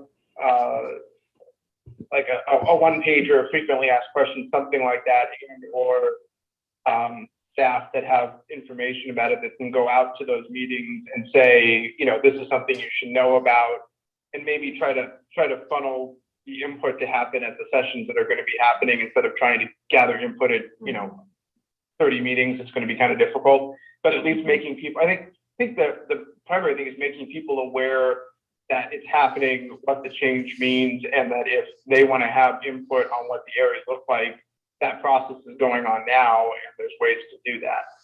Right. I mean, I think that most of the time the challenge is people don't even know what's going on. And so just trying to get that message out there, you know, even if it's just information, I think that would be helpful if you want to try to do more than that. I've seen boards do a lot more. I don't know, Angela, what you've seen. Yeah, so I had a district with not as many resources as a larger district, and what they did is they just posted a small announcement on their multiple cities newsletter. I believe some cities send out newsletter, or they'll post it on the city to see if they can attract any community input from that. Aside from that, it's just mostly like posting the information on like social media platforms without having to go out. And then they do have those community meetings where they can have those discussions. So I have a question. I know that our ballots are translated in multiple languages. When you come back to us, will you let us know what languages are currently being used by the registrar of voters for printing of ballots, because that can be an opportunity for us to be able to outreach directly to some voting groups that we may not easily see. You know, languages beyond Spanish and Chinese, Vietnamese, Tagalog. I know that the majority of our city as a whole is East Asian. And so just having an idea of communities of linguistic diversity that we should be mindful of at least doing an initial FAQ in that particular language that we can post it on a website so that it could be a touch point for voters. Okay, thanks, Nancy. And Isabel and Bridget, as like William was kind of sharing, is that kind of vision work, like to like outreach informationals to say, hey, here are the like 3 or 4 dates where there are opportunities to come share input. Yeah, because Does I that kind of think, fit your I vision? think it would be explaining what the process is, and also to like the senior center, like Nancy was saying as well, because we want to make sure that people know what the process is and like what they'd be looking at and the why behind it, you know? I think that's doable. Okay, so it sounds like in the next month, maybe staff and board can team up a little bit to get out to some of these communities and then let them know of that. And I liked William, that was a great idea, kind of like a 1-page informational and maybe on informational, then also has the date of the meetings locations. Okay. We good? Anything else? You ready to move on to the next item? Nancy, you good? Okay. Thank you so much, William and Angela. We appreciate it and look forward to working with you guys in the coming months. Thank you. Thank you. Have a good night. Okay. Do we want to call Nancy. Nancy back on this? Oh, kind of working. Over there. You okay with that? It's easier to hear her. It is easier to hear on there, yeah.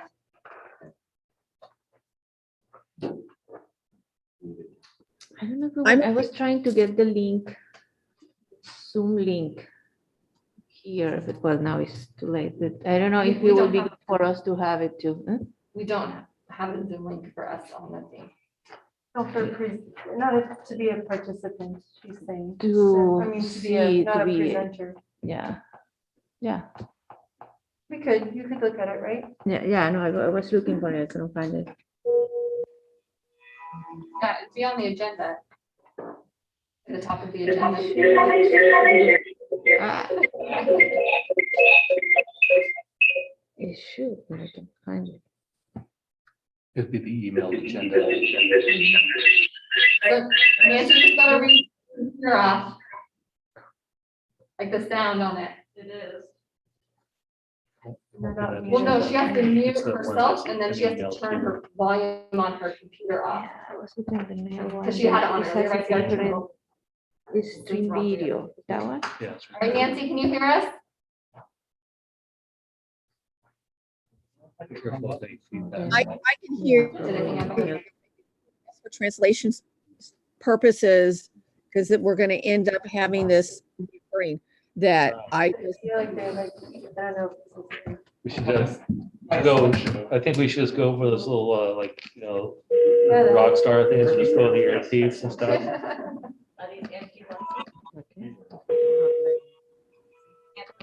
I was thinking those have chocolates in them. They do not. Okay, Okay. whatever way works, you know. If whatever. me doing on the phone blocks translation, I'm happy to do it on the other way with No, you're good. This block, it had on the other. Your sound, the- your sound is right by the microphone, so I think you're good. Okay, we are on to item 7, the review and approval of actuals financial report for fiscal year 2020, 2021. And Lori, thank you very much. Here we go. Okay, here's a few highlights of the 2021 actuals. Our LCFS state aid, EPA, and parcel tax revenue came in as projected at $5.3 million. Property tax and RDA revenues were up $6.8 million over 1920 for a total of $84.8 million. Our 2021 property tax growth was 8%, which is And our RDA funds came at 3.15 million, which is a $149,000 decrease over 1920.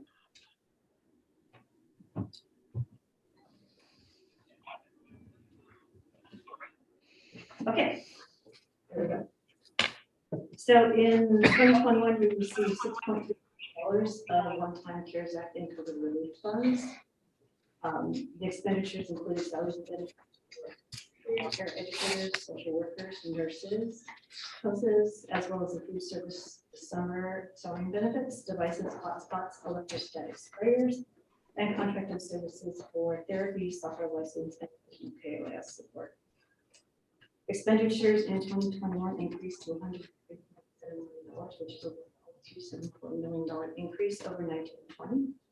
Increase is driven by a 15 FTE increase for paraeducators, a 3 FTE assistants, 4.7 increase in STIRS, a 10.6% increase in PERS, and a significant increase in the purchase of student devices and hotspots, as well as COVID safety equipment, and we also have new electric buses.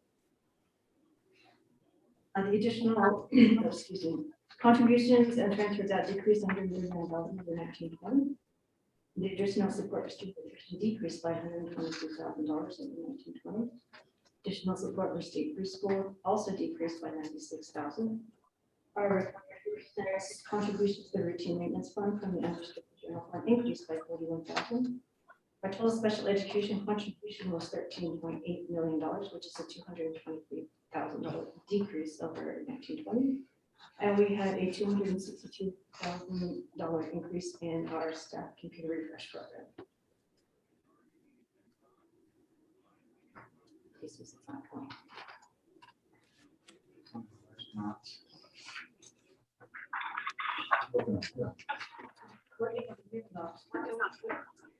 So what slide am I on Zoom? Closing summary.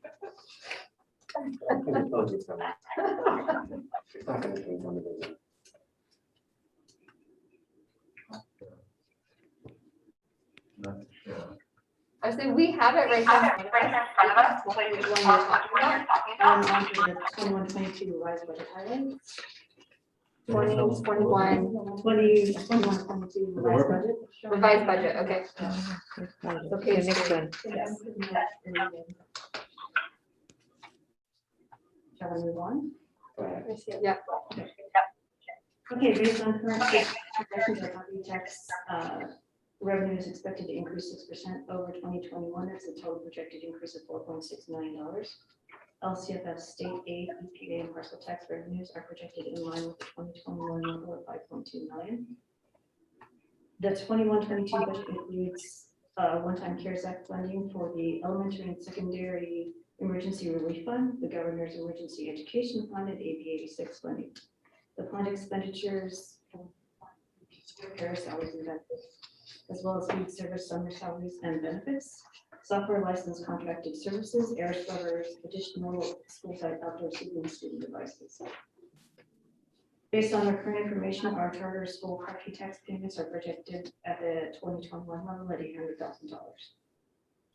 Student nutrition and child development have a combined projected contribution of $1.2 million. Although I do anticipate the student nutrition contribution to trend in the downward direction as the number of meals increase due to the waiver for the seamless summer feeding option.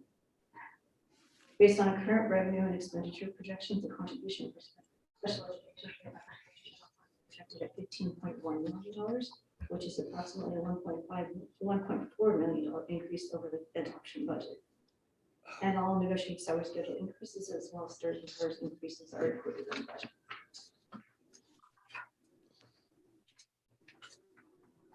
So this slide is a multi-year look at the ratio of revenue to expense in 2021. Fiscal year ended with revenue by 15.4 million. 21-22 revenue is projected at 117 million, which is a decrease of 1.89 million over 2021. And the 21-22 expenditures are projected at $110.5 million, which is $6.8 million higher than 2020. And based on the assumptions in the 21-22 revised budget, revenues projected to outpace expenditures by $6.4 million. So next. This is the multi-year look at the general fund community balances.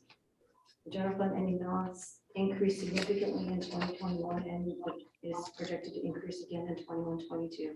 And this is due in part to the shifting of unrestricted expenditures into the one-time CARES Act and COVID relief funds. Next.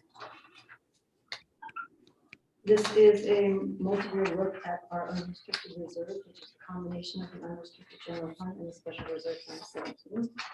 $1.125 million of the 2021 special reserve fund is set aside for future technology upgrades.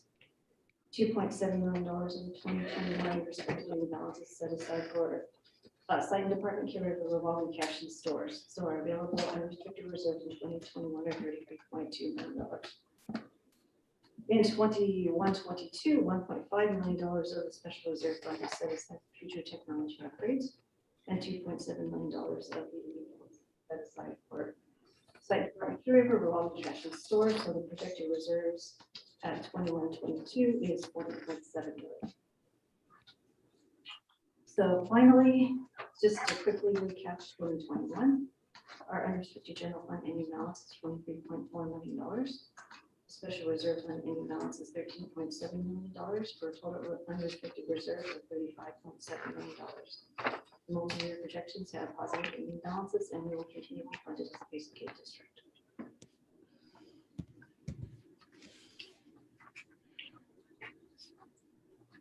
Thank you. Board, is there a motion before we? I move that we, this one? Yeah, okay. I move that we approve the annual financial report, yes, unaudited actuals, which contains the unaudited actuals for fiscal year 2020-2021. I'll second. Or is there any questions or comments?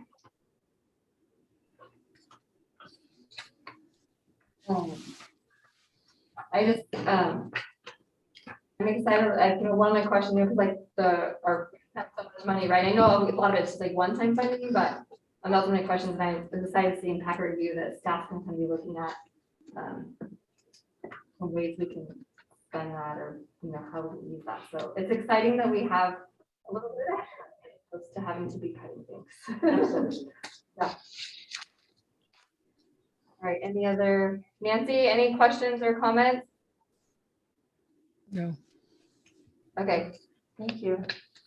Yeah, That'll work there. all those in favor, please say aye. Aye. Aye. Chair votes aye, and with that, the motion passes. Thank you so much, Lori. We appreciate all that you do. And then the next one is item 7, the approval of GAN appropriation limit resolution R22-01. Reagan. Okay, so I'm here to talk about the GAN limit.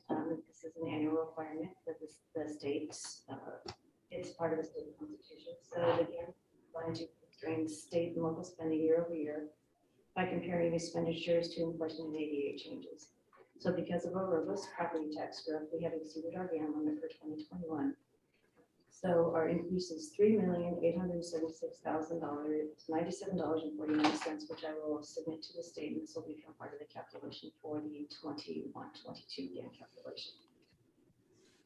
Thank you. Board, is there a motion? Okay, I'll do it. I move that we, oh, I'm on the wrong one. I didn't move. Sorry. Okay, I move that we approve resolution R2201 for the adoption of the GAN limit in accordance with the California government code. I second.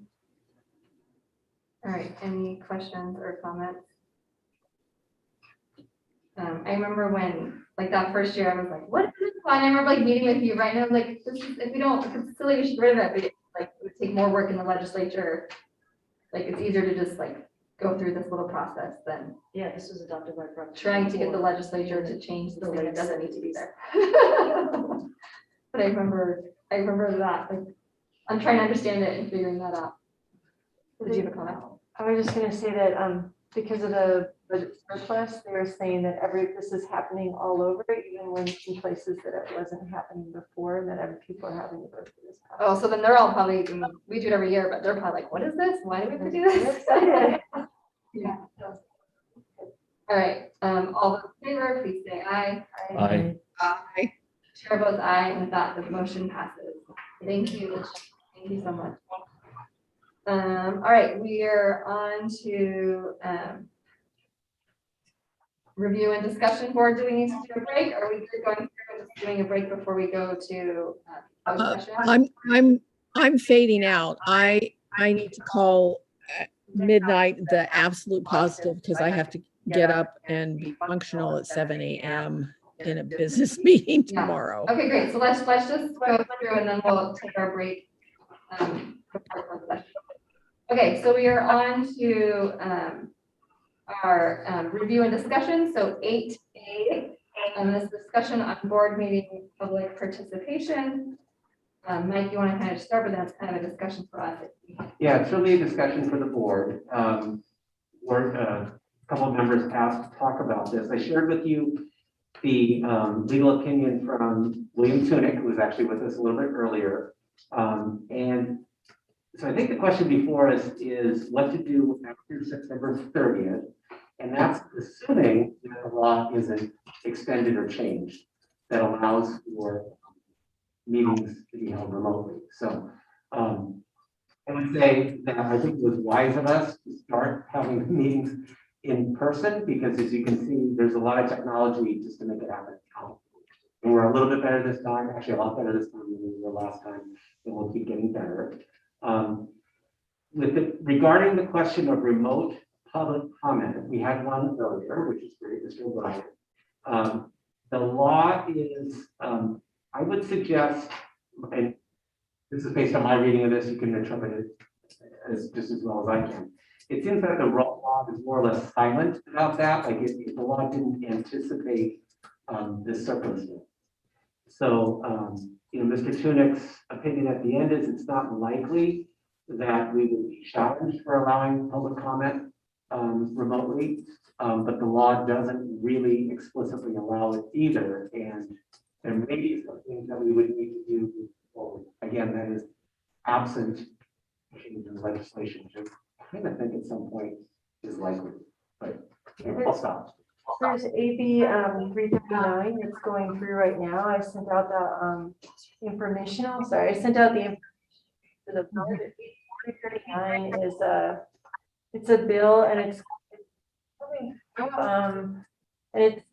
that it's just to allow continued remote board meetings and public comment, kind of codify that for things. The thing that some people don't like about it is that for cities that are over 250,000 or jurisdictions that are over 250,000 people, it requires them to do things remotely and with no funding, right? For that. So, but it's getting some minor revisions and it's from Nancy. Do you remember which supervisor that is? I could look it up really quick. It's he's local. Assembly member Lee. Yeah, from District 25, which is basically like Clara and stuff like that. So he's local, and they're pushing really hard for it. But anyway, so that there's conversation happening. But since we're not precluded from it, personally, I would like to have public comment be available for people for remotely because it's just, I think that was one positive thing out of COVID, even though it was uncomfortable and it was quite a year, I feel like there were people participating that weren't participating before. You know? And we have some stuff that we're going to want to have public feedback on. Like down here at kids with the 7th at the time, it's really hard to do. So, or if you're cooking dinner or whatever. So even though it seems like it's silly because like they should come here, you know, they should be part of this. It's like, we just had the things that we want feedback for, we're not gonna get unless we're going school to school and place to place. It's a really great way to get involvement. So that would be my preference, but I don't know how. Nancy, everybody else feels. Nancy, did you have a comment? I would agree that in my In my years of experience, being on the board, being on the board, that we would get more families engaged was when we had school presentations where children were presenting. It was a real challenge for them to be there. Opportunity. It would certainly make things safer for people and certainly provide more access, people, especially if we're going to and be engaging the broader community. provide more access Who may community not know where the board, who may not know where the board district office is, any ideas of procedures, protocols. I think that makes it a lot easier for access, easier for everyone. for the League of access for cities is really pushing for this because they did find that there was more public engagement and civic responsibility is a much is a value that we are trying to instill in our students. And so having parents be able to model that by, I went on the Zoom and so I'm at your school board meeting is really, I think the timely activity. Important activity. Any comments or thoughts? No, that I think it, well, almost worked. I couldn't really hear. Yeah, I couldn't really. It almost worked, the comment today, but I think it's doable. We can make it work, and it will be very positive to have more public participation. And I think this is a great way. People definitely will be more able to be part of the process if they can do it from their house.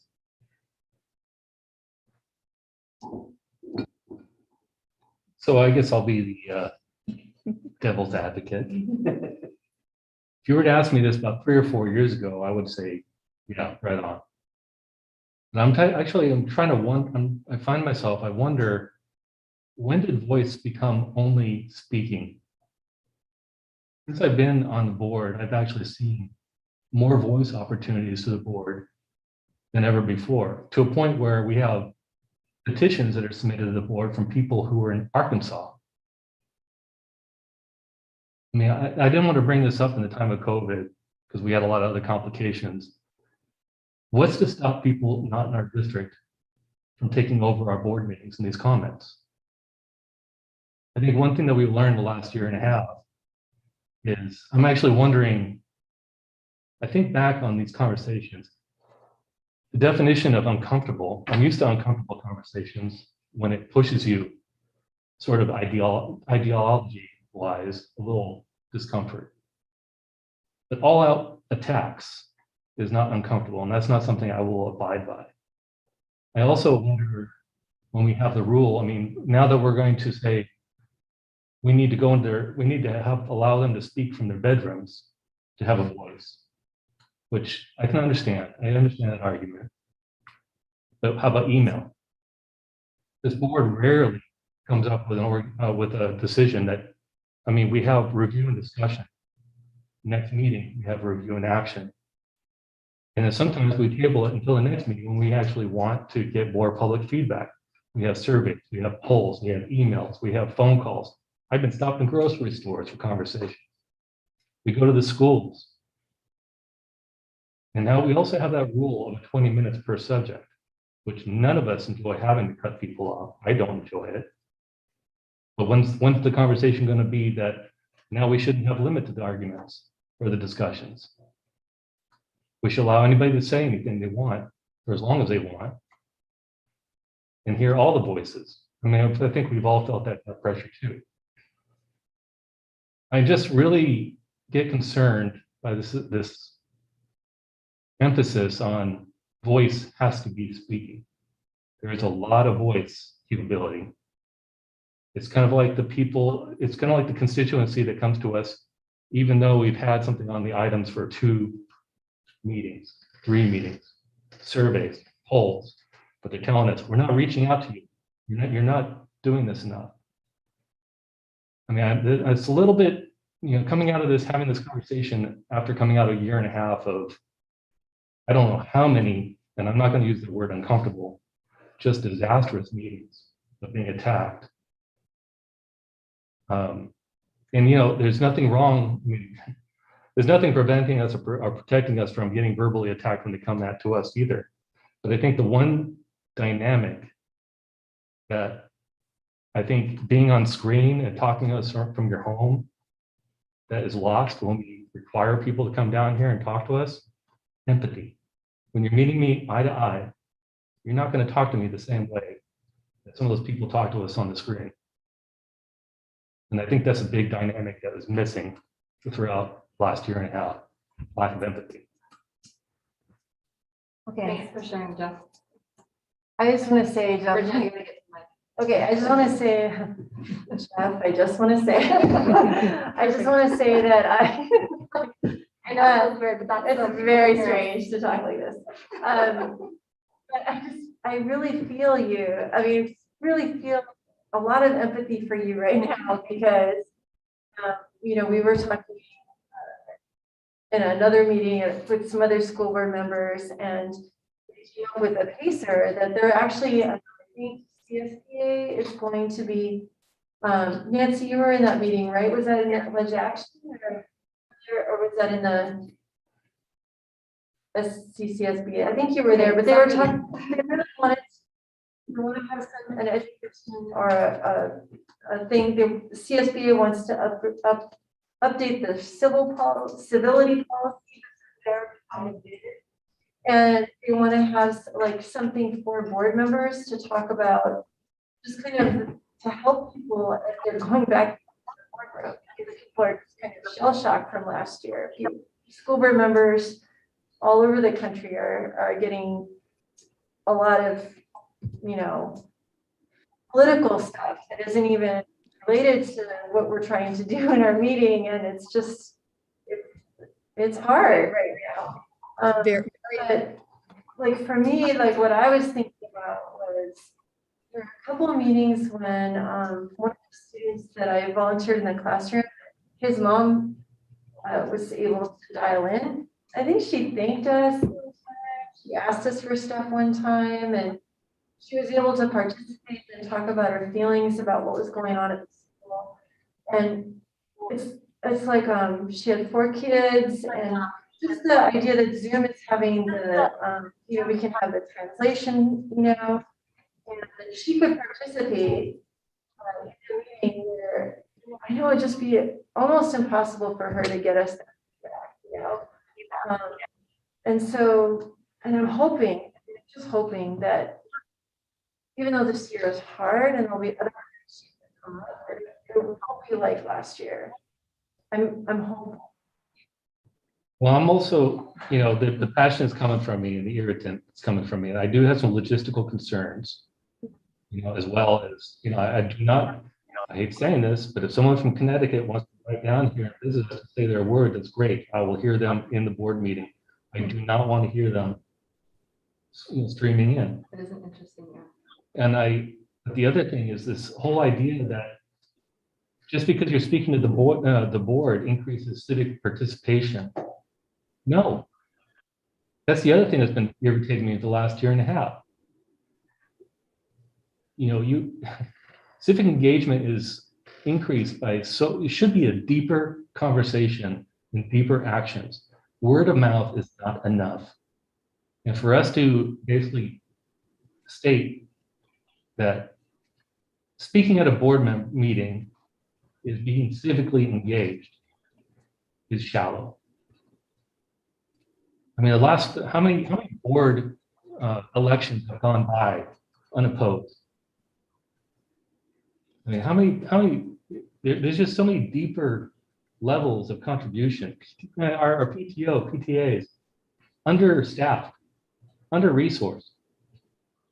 But then they want to come up and, you know, have a say because something, I mean, how many of our meetings were taking over in the last year and a half by hot button issues? How many voices in those meetings were not heard because they ran out of time by other people who are being civically engaged at that half-hour moment? How many times have people done the text messaging blast to tell people, get on, say something, take it over? There's been a lot of manipulation over the last year and a half. We've endured it because we were trying to get through a crisis. And like I said, I had these concerns months ago. Didn't want to say anything because I knew it would be complicated. And it would just add issues. I'm willing to endure that problem to get through.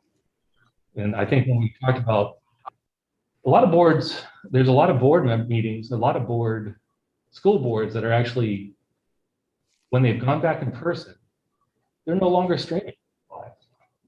They've gone back to, you have to pay to play, be here or listen to the recording later. We're still streaming.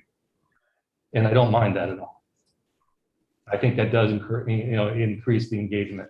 People are becoming aware. They can listen to our discussion actions. They can email us, or they can say, you know what, that's going to be important to me. I want to come back next meeting. Or let me really reach out to them. Oh, what I think of that. That's civic engagement. If you don't have time to, I don't understand how, if you don't have time to email me, I'm somehow limiting your voice. I think it's like a tricky space, like, right? So, I mean, I came in thinking about it, like the two pieces I was thinking about is I like the idea of hearing from more different voices. So kind of like the same thing as the, you know, the election thing, right? Like if it's going to create more diversity, that's fantastic, right? If allowing more ways to comment is going to give us more diverse perspective, I like that idea, right? But I won't hear how much it will. And I think also I came in with that, with kind of, I didn't think of the word empathy, which is a good word, but that piece of like, right, some of the comments were really fantastic. Right? And I do think there is when you have to see each other, I remember like talking about this like with kids in schools, right? That's the problem. Like when you see each other, you're going to treat people differently, you're going to speak differently, as opposed to the blank space, right? So I think with that, like, how do you treat the student? The one that Jeff brought up, that if we decide to move forward with it, we need to figure out, like, we might be fine. We might not have people come in, but we need to have, like what are we going to do if that happens? Will we stop doing it? Because I think that could become a very real thing, especially as we start tackling hard things that politically the country, lots of our state doesn't like. So that was a piece I hadn't thought about that now does actually make me a little bit more concerned about virtual public comment. One more thing. I would just want to jump in with one more thing. I can't see it from here if you have your hand up or not. It's like there's something in the corner of your picture, but I just. Okay. We'll go Bridget and then Nancy. Okay, so one more thing I was thinking about before I came to this meeting was that last year, even though it was like COVID and things were crazy and we were reinventing school like every month, you know, I mean, it was just like crazy.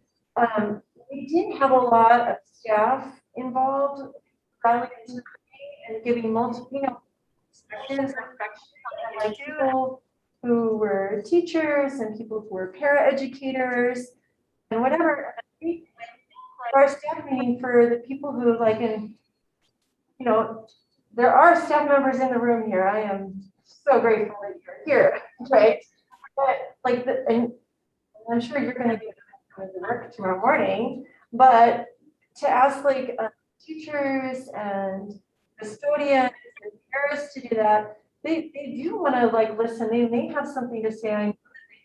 You know, but I really liked hearing their voices, even if I, ended up going a different way from what they were saying.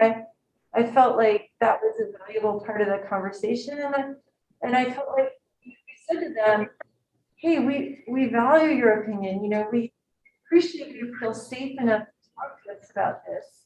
And, you know, thank you for sharing that personal story. In time's up. And time's up, right? But like, we would say that to them. And so I feel like, you know, if we say no more public comment, like that's off for them. Then they have to write an email, then it feels different. And it's like, it's just a different setting. So I feel like some of the things that you're saying where it's people from out of state commenting, or like, I feel like some other boards did very different protocols during public comment. Like I watched the board meeting, and I watched the board meeting, I watched the board meeting, just parts of it. And I'd look at their public comment section, and they did very different things. They had electronic cards, sorted ahead of time, so you could sort it by topic and people couldn't speak twice. They had things where it wasn't looking at the board the whole time, so they just looked at the agenda item. So there's things that we could do to put in some protocols if we wanted to, but I don't know.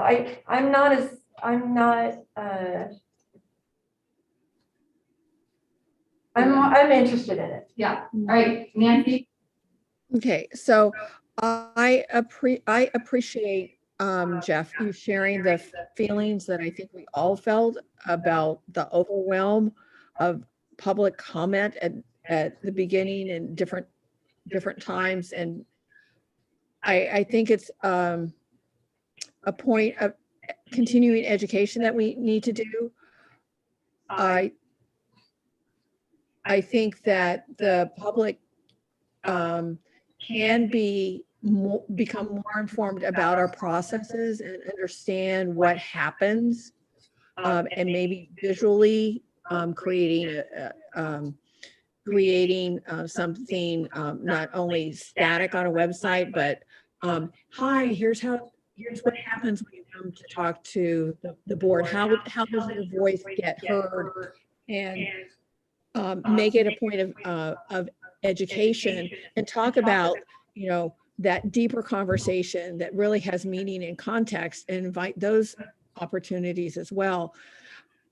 But my concern, at least temporarily right now, is to make people feel like they can have an access, and that they're not putting themselves at risk, and that we're not putting ourselves at risk by having the only or having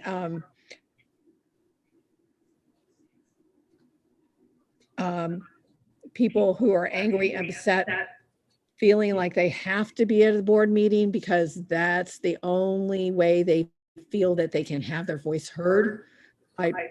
Having some separation also provides some layers of safety.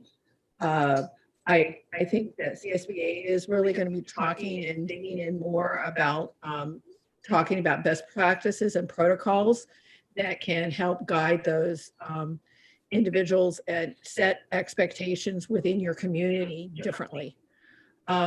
We're not talking about a forever thing. We're just talking about an extension until things stabilize a little bit more. Okay. So Nancy, your interest is more in the safety right now. Jeff, are you okay if I share some thoughts, and if you want to add more, you can? Okay, here's what I'm kind of thinking. You guys tell me what you think.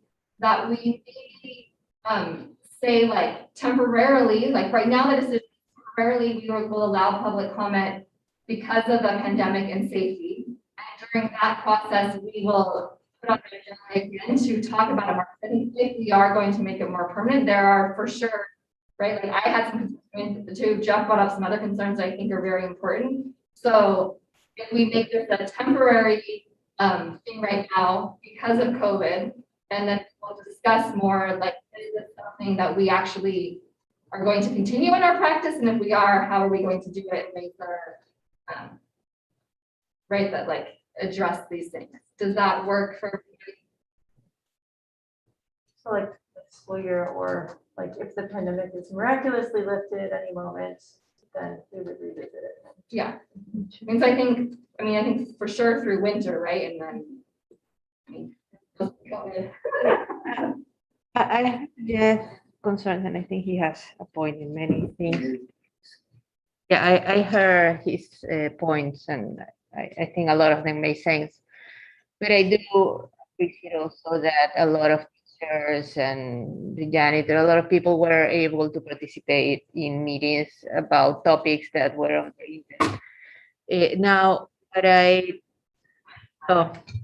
what I'm thinking is that it is true, and we all know because we live before social media and we are living with social media now, that people feel a lot of anonymity now and they can be more aggressive that they will be in person.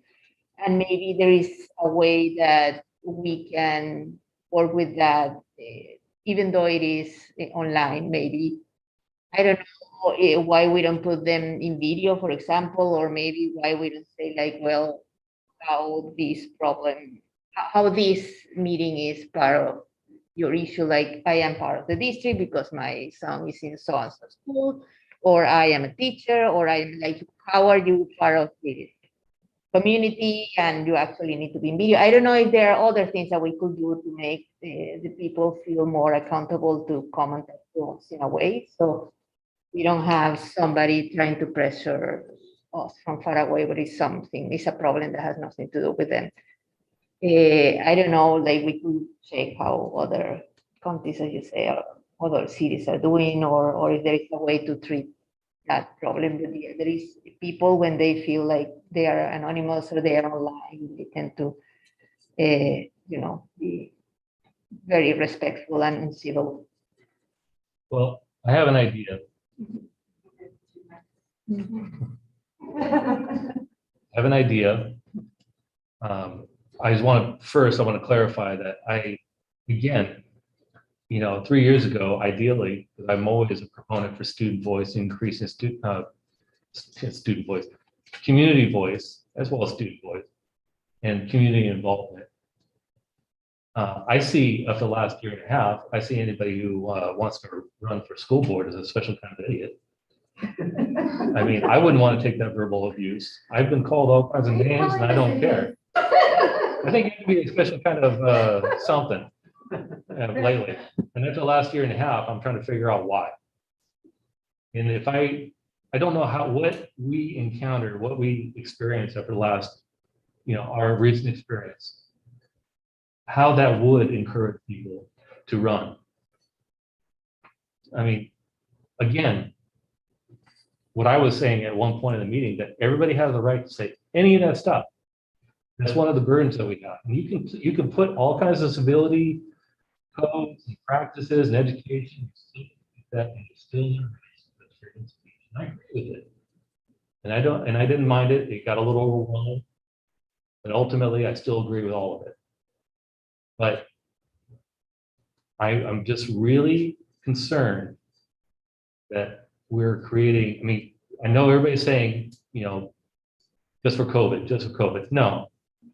If we're doing this, we do this because it's not going to go away. So let's not vote on just this year because it's going to be something that we do from here on out. It's like a Pandora's box. You're not going to close that lid once we stop. I know I'm looking at you a lot. I'm sorry. It's just I'm talking close. You're fine. But I think if we are going to vote on this, we vote on it because we believe it. I also think while we're educating people on how to be civil, we also make sure that they understand that just because you don't speak at the meetings doesn't mean your voice is any less, that you can still email, because that is a part of. And besides email, there's community forums, board officer, right? There's a lot of things. There's lots of ways to be involved. Which they've proven to us. They've proven to us over and over again. And I'm very concerned that I really want the logistics of this to be right. I would suggest that if you have interest in speaking to the board, long-term, short-term, that you pre-register so we can verify that you are a resident of Sunnyvale. And then we have some sort of code or signature, we can brainstorm this a little bit so that when we see your name on the list, that you can We actually can do that by law. raise your hand. But yeah, but I think, so tonight, this is just a review and a discussion. This is not an action, right? So that's just kind of like a general, like, so essentially like direction to the staff, right? Like, I think I'm also talking move louder too forward. because I'm trying to make sure people hear me. oh yeah. I mean, Sounds a little more oh, aggressive. sure. Sure. So yeah, so this is. Sure just- you are. So we will like, I agree, like, if we're gonna make it official, like, we need to vote on it and like, be very official, but so for now, we'll support the direction of the temporary, during COVID, but then I think we need to bring it back in the next, like, couple months and discuss it more and just. Well, and I Does think that work for everyone? I think also that I like the idea of, you know, if this is just, we're not deciding today if we're gonna do it through COVID, or are you seeing that we're deciding something today? It's technically We're we're giving direction that we're going to start. Yeah. doing.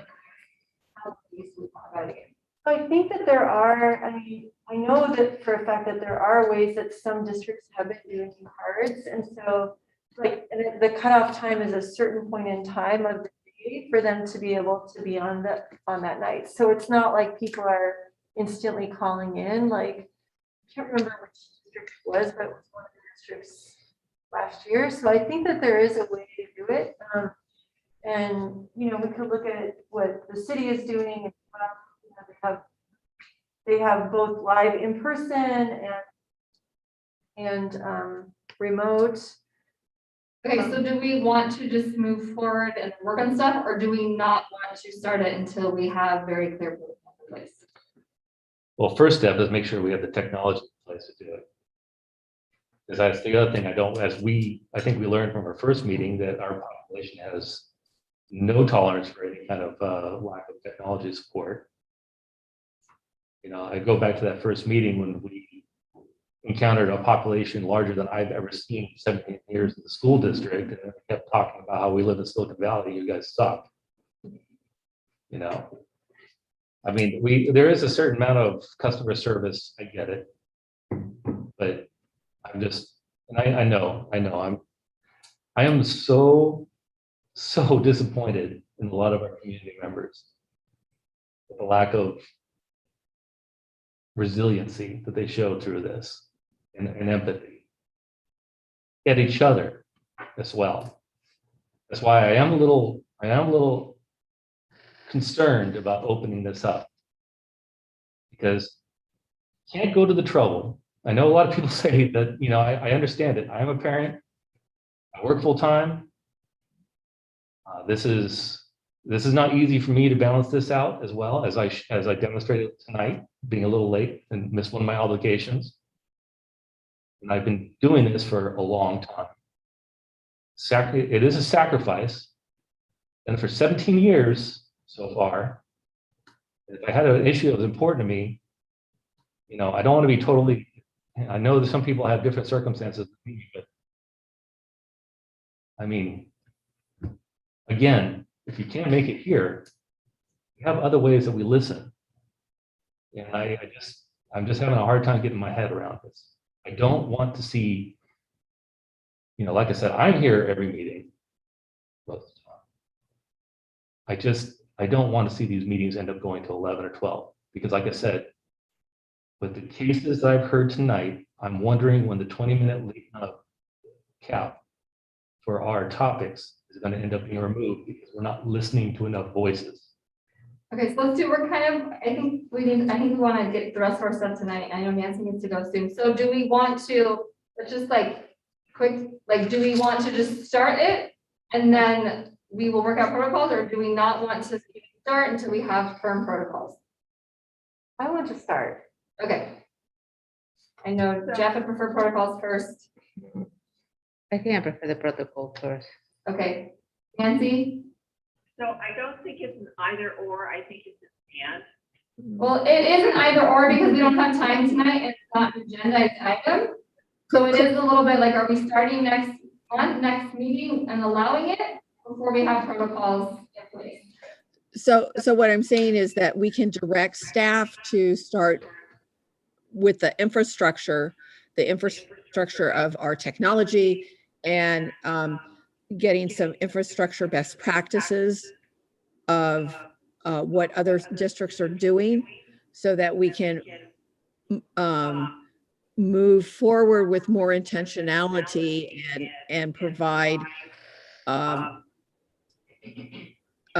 things to address those concerns. Yeah, that's all important. So, but quick, so do you want to have public comment at next meeting, or do you want more infrastructure and protocol in place before we do it? I think we're already doing it. I don't think there's any more harm in continuing temporarily as we start to do the infrastructure. The question is, how are we going to measure what we're doing? In all honesty, I think the point is kind of moot because we already opened the door tonight. We let someone speak. Yeah. And I have a lot of trust in our staff. I think what I'm saying is we should probably go ahead and start doing it next week. We've already started doing it. And I think, like I said, I know our staff will figure it out, and we'll learn, meeting to meeting. If things don't work out this meeting, I mean, that's what they've demonstrated this whole time. Something doesn't work out one meeting, next meeting, we're like generations ahead already. Yeah. All the stuff we did. Yeah. Okay, for clarity, what's the temporary part? Allowing the parents online that we're talking about? Yes. Yeah. So we will allow it temporarily. And I like the air quotes too, by the way. And I think it's very appropriate. then we will bring it back to another agenda item to make it protocol official, or maybe we'll decide whatever we decide, but temporarily, yes. Okay. Moving on. Okay. Nancy, can you hang with us for like 5 or 10 more minutes? I think this is your item. Yes, I know. So let me speak first. All right, so we're on to 8B, discussion on board self-evaluation. Go ahead, Nancy. Okay, so the point of the exercise is I don't mind doing board self-evaluation. That isn't the issue. The issue is the timing of it and what makes the most sense if we look at the governance clock. I believe that with governance, if I look at folding this into our self-awareness and seeing how we're doing as a management component before we evaluate the superintendent, I would move this activity as it has been previously more to the a formal activity more in the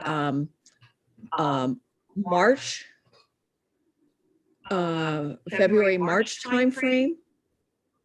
I think it's okay to do a check-in, but our check-ins usually are happening more in terms of our board reorganization. And that happens in November. So I'm inviting a conversation of how are we going to be using this information and what makes the most sense moving forward about institutionalizing this within our governance calendar. Because the timing in October feels awkward to me. Looking at how are we going to use this information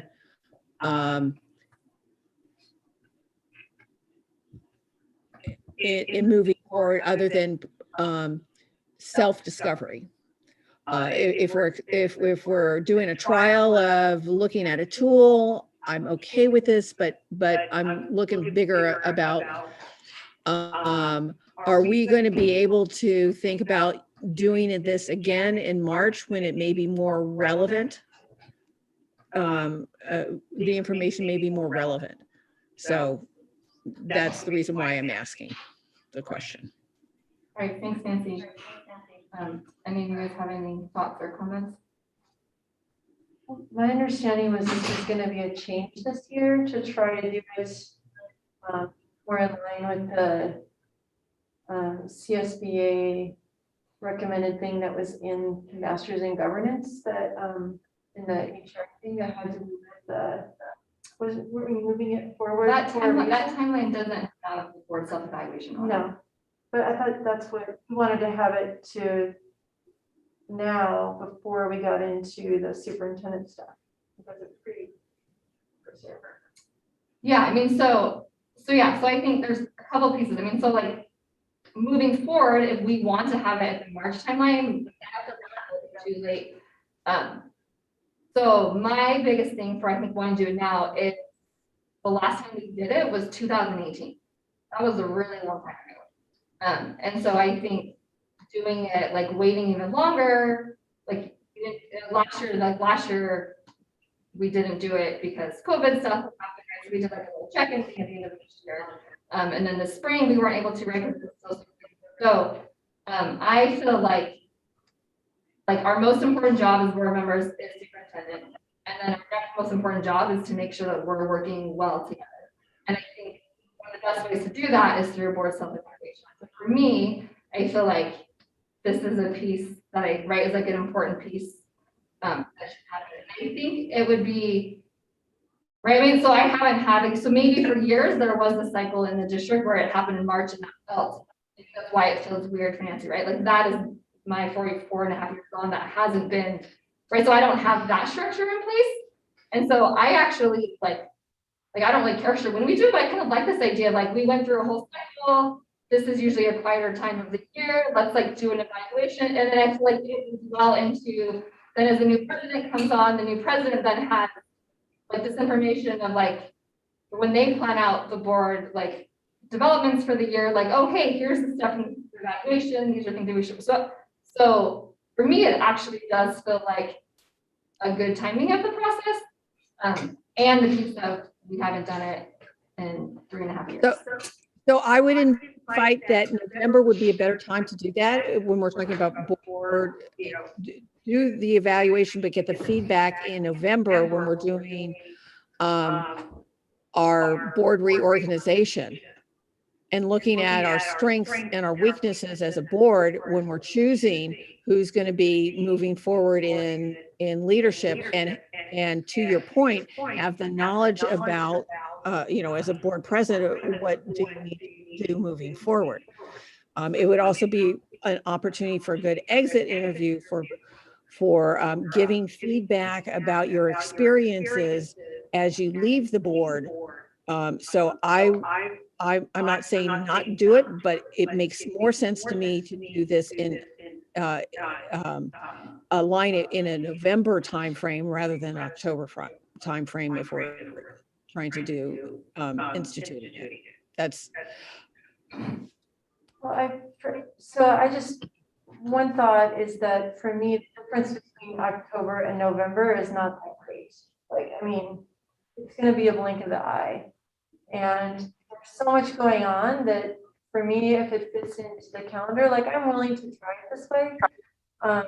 And if it fits in with the calendar and the plans, I'm okay with it whenever it happens. So October still feels like the year for me. So it's not an evaluation of how this year is going. It's kind of like a good way to kind of check in with each other. So, but whether that's October or November, I mean, it's going to be a blink of the eye. So I'm okay. I would rather just leave it the way it is, unless you feel like November will be. I mean, if we did beginning of November, I feel like once you get into holidays, right? So that's the tricky piece of November is just the year. Jeff and Isabel. I don't know. Your thoughts? I'm okay either way. Whenever you guys want to put it. I don't have a particular feeling about it. Yeah. Yeah, I feel like, I mean, Michelle, you've been talking about this for a long time. I just feel like, I I'm not saying I don't want you to actualize this. The discussion that I'm saying is, are we as a board thinking about how we're going to use this in the future? Are we open to do this again in a few more months? Can we use this as a tool to enhance our capacity for that board redevelopment session, which we have used it before. So what if we move forward with this one? I'm just looking. Yeah, meeting, we can have a discussion item where we talk about like, do we like it this time? Do we like it at the end of a calendar year leading into a new president, or do we actually want to do it? Correct. Around the timeline where it's a few months into the new president? So we could like do this one, and then we can maybe check back in beginning of next year.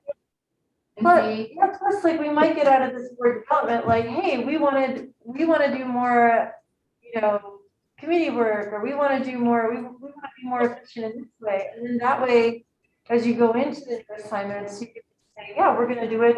We have more information for making that plan. I think it's kind of a cool idea. Hey. Okay. Anyway, so I will support keeping it where it is and trying it. Nancy, does that work for you if we keep it where it is? But then we'll reevaluate in January and have a discussion of where we want to intentionally place it. Cool. So as an independent activity, I'm fine with this. I just want to make sure that we don't institutionalize it, that until we think about how we're going to, after we experience it, how are we going to be using this information and thinking that in that HR perspective is the information that we're going to get as a bigger point. In October is the information that we get going to be helpful for us as we start the HR cycle for the superintendent. Some years it will work. Some years it might not work because of the changeover in board. Where a board was may not be where a board is in moving forward with goal setting for the superintendent. So that's the only reason why I wondered about this. So if you want to go ahead and do the activity, I don't have any problems with it. It's just more of not having a fixed mindset that we have to do it all the time in October because we did it last year in October. Yeah, okay, so we'll move forward with the current date and then we'll reevaluate in January to make it intentional. I think it will be helpful to like I said, because it is like, I think one of our most important jobs, right? So getting it on the calendar on an intentional timeline and just making sure it's always happening, I think will be great. Okay, we're good with that, ready to move on, yeah? All right, Nancy, thanks for sticking with us a little bit longer. Okay, thank you. Bye. Okay, we are on to the consent, item 9, consent agenda items. Board, is there a motion? Hey, were you? I don't know if it's hung up yet. Oh, Like hang up. I think she's sent it by. I move that we approve the consent agenda items. yeah, I second. All right, any questions or comments? Okay, all those in favor, please say aye. Aye. Chair votes aye, and with that, the motion passes. Public comments on closed session items. Not seeing anybody. We are now going to convene the closed session. Adjourn open session at 9:19. We'll take just a quick break if we need to before we hop into session, and then we'll come back to report out and finish the meeting. So those who are online, welcome to stay with, but we're basically done. So thank you for being with us. You're right. I was getting emotional because I feel like the decision was already made before we got to that. Because we allowed that to happen before, so I felt kind of ambitious. Well, thank you, Monica and Fabiola, for sticking with us. Thank you. Absolutely. we Thank allowed you, next time. guys. All right. See you. So Have now a we good can- night. You and too. Let's Bye. debrief, Feeling see how that went for you like guys, that because I the want to hear last from you 2 too. years. Yeah. Okay. We will. Definitely. All right, Take sounds care. good. We'll talk to Bye. you soon. All Good intention, night. I feel like but we could go without, back. I feel like we are gonna roll out something that is gonna be more No, I mean, critical for how it's- people make public for comment. me, it's a not larger gonna be- issue. I agree, I know what you're saying. I'm sorry. The thing is, we always do things like that. We always end up forcing the issue instead of putting up for discussion. That's what's gonna piss me. We always end up doing what with the issue? Well, it's not an issue by the time it comes up for discussion, collaboration. It becomes, we are going to do it because we've already allowed it to happen. And again, I'm just worried that these meetings are going to go long because again, the 20-minute cap is going to need to promote. Okay, so you weren't on the board yet, Reed was on the board, and there was a discussion, and I remember saying like, well, we're gonna hold it to 20 minutes, right? And Reed was like, we always let people go as long as they want. And then later. When you that- predetermine it. That happened When quite you a few create it. times. I've had like, people, like for the fine. charter schools, that when I was the president, they come up to me and they say, hey, we want to be able to speak on this stuff. And I'm like, you know what? We'll orient the meeting to allow that to happen. And I've allowed that to happen. I've allowed that to happen. Yeah. But this whole, hold a meeting by jazz, just make it up as we go along, that needs to stop. No, yeah, I agree. I'm willing, especially, you know what I think we did better at later in the thing was when we said, we're gonna have community meetings. Like, I think we got better at it. as Yeah, I mean, things like I went said, along. we keep talking about voice, and I'm just trying to figure out what's that conversation, I mean,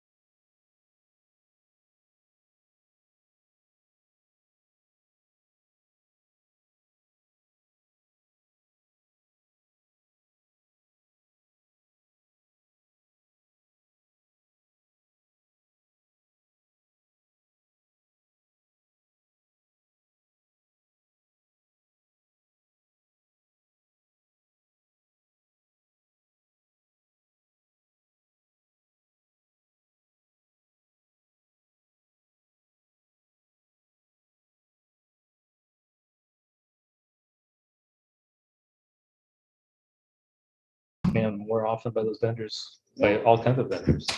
There's a lot of them also, what they do is they pay people to go through websites and pull email addresses. Okay. As soon as you become the assistant principal somewhere, all of a sudden you get spammed by your work. They're like, hey, Mr. Arnett, blah, blah, blah. Yeah, your wonderful educational Yeah. thing here. Always want to Hey. write back saying, I have no power, I'm just a principal. Okay, we're reconvening to open session at 9:59. In closed session, we discussed conference with legal counsel and state litigation. No action was taken. And so we're on to the last item, future meetings. Our next meeting is Thursday, September 16th at 7 p.m. Here in the district boardroom, office boardroom. And with that, nothing else. I adjourn at 10 o'clock. On the Good desk.